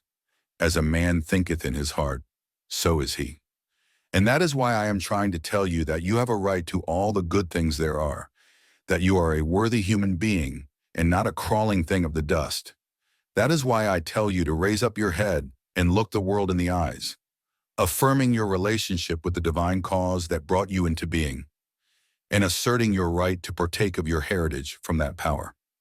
Does not all nature seem to come to the aid and assistance of the strong individuals who assert their right to live and prosper? Does not nature seem to try in every way to build up strong, confident, self-reliant, self-respecting individuals? Does it not seem to reserve the prizes of life for the strong hand that has courage to reach out and take them, instead of to those cringing, shrinking personalities that cower and shiver back in the corner, afraid to call their souls their own? There is nothing in nature that gives any encouragement whatsoever to this false teaching of mock humility and self-abasement of which we hear so much. The very persons who hold up this weak, negative ideal to their followers are not especially noted for their meekness or humility. They're apt to be arrogant, selfish, and grasping all the good things in sight, even while decrying and denying them. They are all words, words, words, with their cant phrases and negative admonitions. Away with such destructive and hurtful teachings. Make way for the new teaching that the good things of earth have been placed here for man's use and for his development and happiness. There is nothing too good for men or women, for they are the rightful inheritors and heirs of their divine causer. Does not nature seem to strive to produce strong plants, strong animals, strong individuals?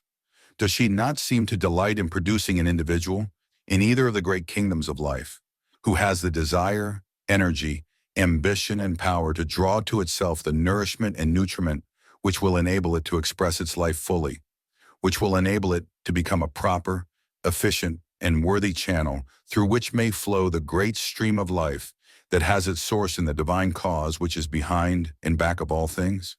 Is life but an effort to produce weak, miserable, unhappy beings? Or is it an urge that seeks to develop strong, happy, noble individual forms? And how can one be happy, strong, and noble if the source of supply is denied him? What would the plant become if its nourishment were withdrawn?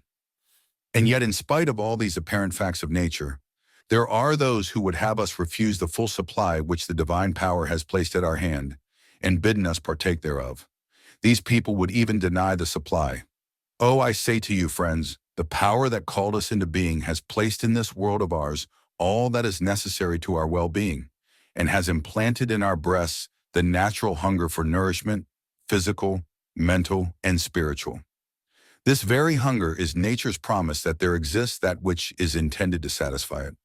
And then what folly to decry the hunger or to deny the supply. That which you need and for which you are hungry exists for you. It is yours, and you are not robbing others when you seek for it and draw it to you. Claim your own, friends. Claim your own. Deny it not, decry it not, but cry aloud, "It is mine own. I demand it. I attract it to me. Claim your own." Making money. The possession of money gives confidence. The lack of it, self-consciousness. In the preceding chapters of this book, we have discussed the law of financial success and suggested methods and given instruction for the development of the various positive qualities necessary to the one who desires to get into harmony with the law. But our exposition of the law is not yet complete. Like everything else in nature, it has two sides. For instance, we have male and female, heat and cold, light and darkness, sunshine and rain, and one is just as necessary to the whole as is the other. We have said very little as to the handling of money. What has gone before was extremely practical and all very necessary, because we must know before we do. We must possess before we use. If you have read carefully and studied with a purpose that which has preceded, and have decided to take advantage of the suggestions given, you are now ready for this final chapter, making money, toward which all the others have been leading you. A person might possess every one of the positive qualities, but if he were in the backwoods or the desert of Sahara, where there is no money in circulation, he never could become financially independent, for the second part of the law could not be brought into action. And again, on the other hand, a person might be left a mint of money, and if he did not know how to take care of it, or if he did not possess the necessary positive qualities by means of which he might make more money, he would lose it all in a few years, and he himself become a tramp of the worst type. This is not an uncommon occurrence, and may be verified at any shelter house or Salvation Army barracks in our larger cities. An illustration from real life, showing how the law worked in one instance, will here be given. The writer is acquainted with a gentleman of middle age now occupying an enviable position in financial circles, and when, because of the development of the positive qualities, will before he dies become much more prominent and leave his mark on the world.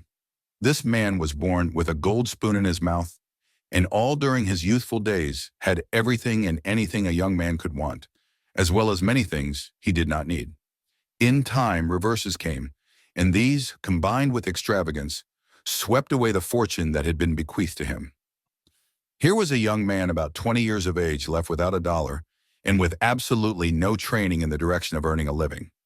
After a few years of the hardest kind of knocks, he made his way to the far west. There he obtained an inside position where he worked for a time until it began to tell on his health. One day while at work in the office and wondering what was going to become of him, a great truth dawned on his mind. It was this: I can never amount to anything or become very wealthy like my father by merely working with my hands. The only way to make money is to compel money to work for me. With a definite object in view, he gave up his inside position and took a job on the railroad grade as a teamster. In less than 6 months, by depriving himself of every luxury, he had accumulated enough money to partly pay for one pair of mules. These he hired out, acting himself as driver. After a while, he bought a second pair on credit, giving a mortgage on both pair for payment, and hired a man to drive the second pair. When that pair was paid for, he bought 2 more pairs, again mortgaging all he had to pay for the second 2 pairs. When they were paid for, he bought 4 more pairs, and then he went to work, not as a hired man, but as a contractor on his own account in a small way, and thus made money. The capital invested in these mules worked for him, and step by step, in a few years, he was in a position of affluence and power. This man, just like every other man, had the germs of the positive qualities in him. All they needed was developing. This development was obtained by the knocks he received, both before and after that great truth dawned upon him. Let me again express that truth in a little different language so that it may be impressed upon the mind of every one of my readers. No man ever became very wealthy working with his hands alone. This applies to the brain worker also. The only way to obtain much money is to make money work for you. Jay Gould, the noted financier, once said, $100 invested in the right place at the right time will earn as much as one man steadily employed. This is a great truth, too, in financial matters, that we must let sink deeply into our consciousness. But the question right now with many is, how shall we acquire the first $100 so as to invest it? And the only answer is by saving it. There is no person who, if he can earn wages, but can in time, by sacrificing some luxury or by rigid economy, lay aside $1, $2, or $300. And the best way to do this is by putting in some good savings bank, a stated sum each week, no matter how small that sum may be. One of the best aids to this is the metal bank, in which you can drop your odd change, such as our loan to their customers, by up-to-date savings institutions. If you keep this up long enough, you are bound to acquire your first $100. By doing this, you have acquired at the same time two valuable habits: economy and patience.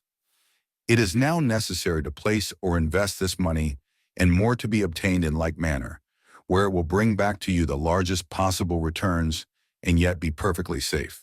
And the question comes to one at this point: shall I go into business for myself, as the young man did, or shall I work for another and invest my savings and watch them grow?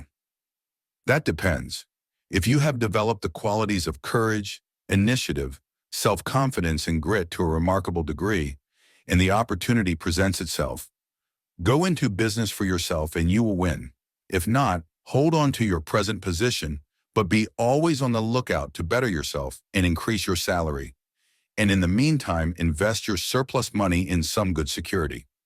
When making an investment, do not be blinded either by your own prejudice or the prejudice or craftiness of some stock, bond, mortgage, or banking house salesman.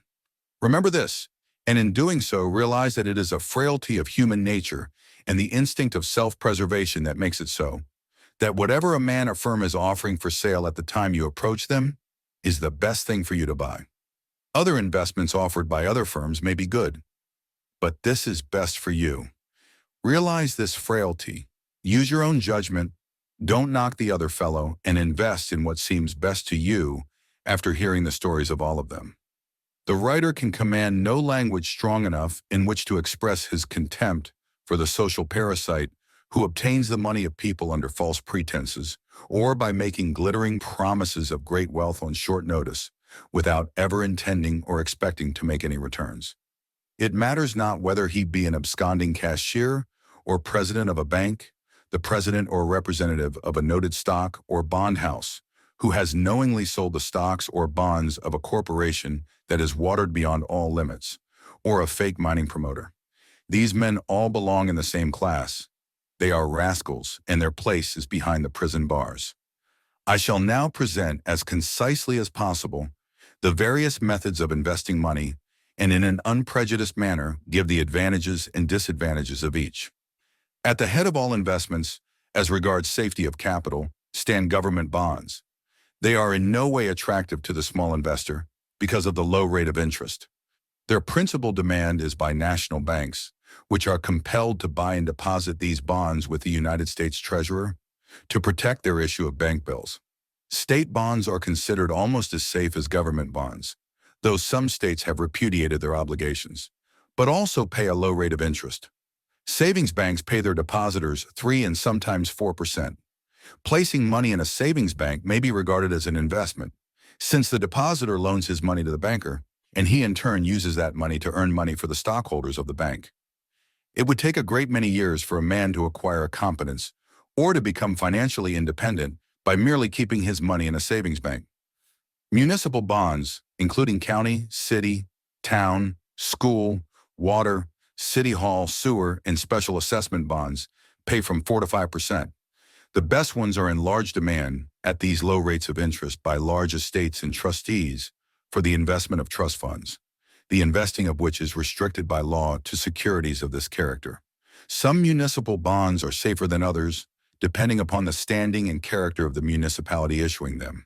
All depend upon some form of taxation for the payment of interest, as well as principal. The best way to purchase municipal bonds is to get in touch with some reputable bond house making a specialty of them, and buy under the instruction of some man whom you can trust to tell the truth. Steam and electric railway bonds and public service corporation bonds may all be classed together for convenience sake. They pay from 4 to 7%. In buying them, it is best to consult an authority, as some are very much safer than others. Real estate mortgages pay from 4 to 8%, depending upon locality and the character of security, and are in large demand by a class of investors who have sums varying from $5,000 and upwards, and who depend upon this class of investment for an income. In buying real estate mortgages, know the people who are placing the mortgages, their ability to make the interest payments, and whether there is any chance of default. There is a moral as well as a financial obligation involved here. Real estate pays anywhere from 5 to 10%, depending upon its location. While there are opportunities for large profits in the appreciation of real estate in some localities, there is always the risk of great depreciation. One thing should be remembered in buying real estate for a permanent investment, and that is the danger of booms, with their enthusiasm, lack of judgment, inflated prices, and general lack of conservatism. Remember that the yield should be adequate to the risk.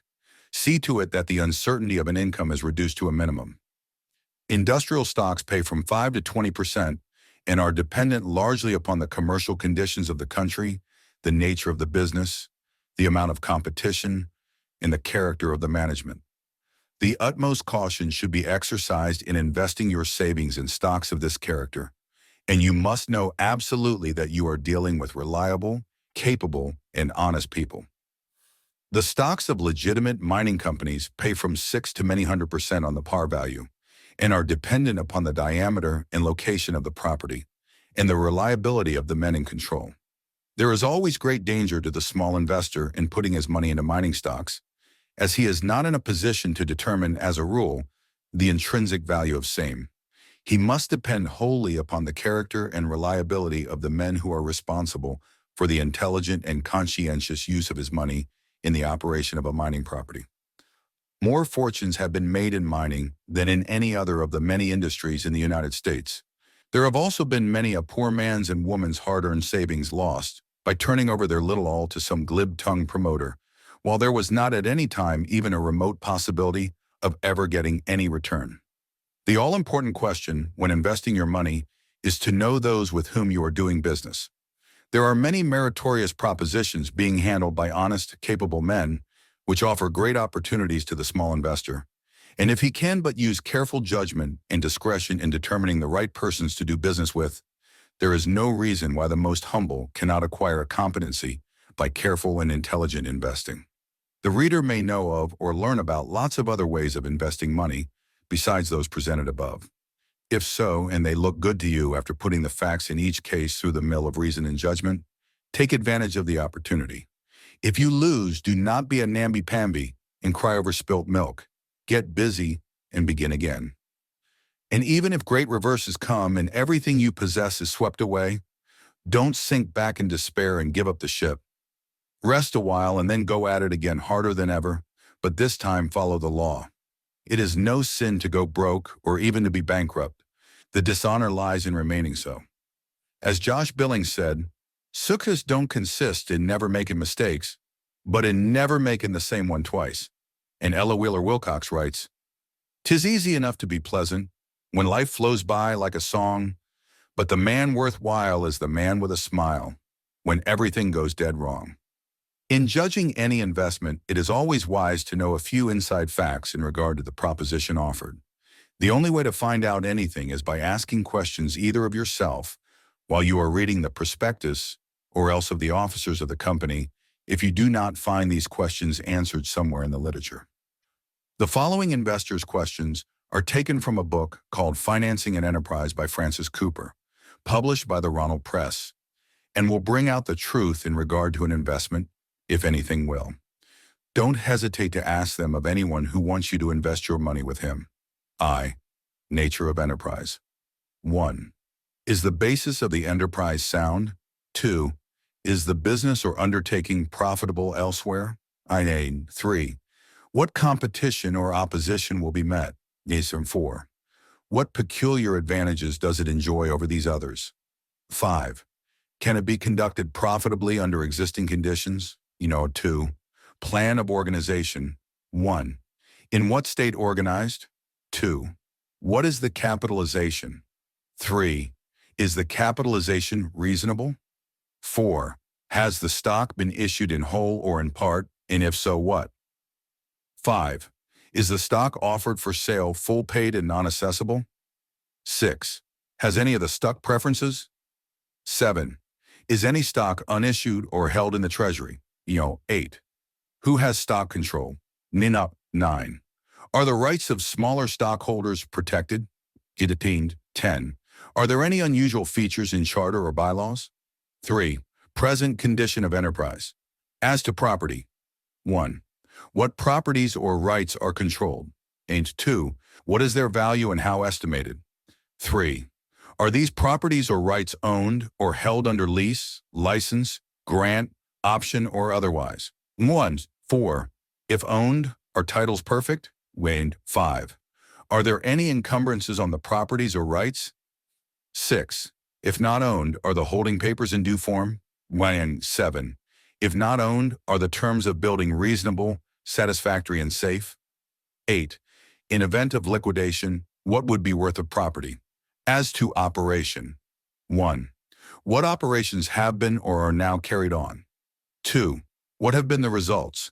3. What difficulties, if any, have been encountered? 4. What is the demand for the product or operation of the enterprise? 5. What is present status of the enterprise? 6. Are proper books kept? As to finance. 1. What are the present assets and their actual value? 2. What debts, claims, fees, rents, royalties, or other payments or obligations are now due or are to be met and carried? 3. From what resources are these to be met? 4. Who handles the monies and under what safeguards? 5. What are or will be the running expenses, salaries, etc.? 4. Management. Directors. 1. How many members in the board? 2. Who are these members? 3.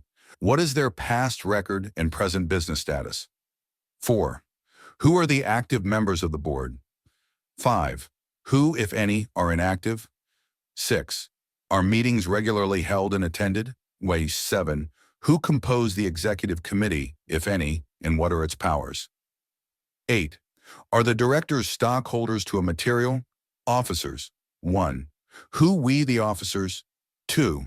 What are their previous records? 3. What are their special present qualifications? 4. Are they able to work together without friction? 5. What compensation do they receive or are they to receive? 6. Are they interested in the enterprise beyond their salaries? Their plan of operation. 1. What is the general plan of operation? 2. What special reasons, if any, led to its adoption? 6. The proposition. 1. Is the general proposition a fair one? 2. Is the price of stock or bonds reasonable? 3. How do these prices compare with any former prices? 4. If common stock is offered, do preferred stock, bonds, or other profit-sharing obligations take precedence and to what amount? 5. What reserve of profits will be retained before dividends are to be declared? 6. If preferred stock is offered, is it cumulative? Does it vote?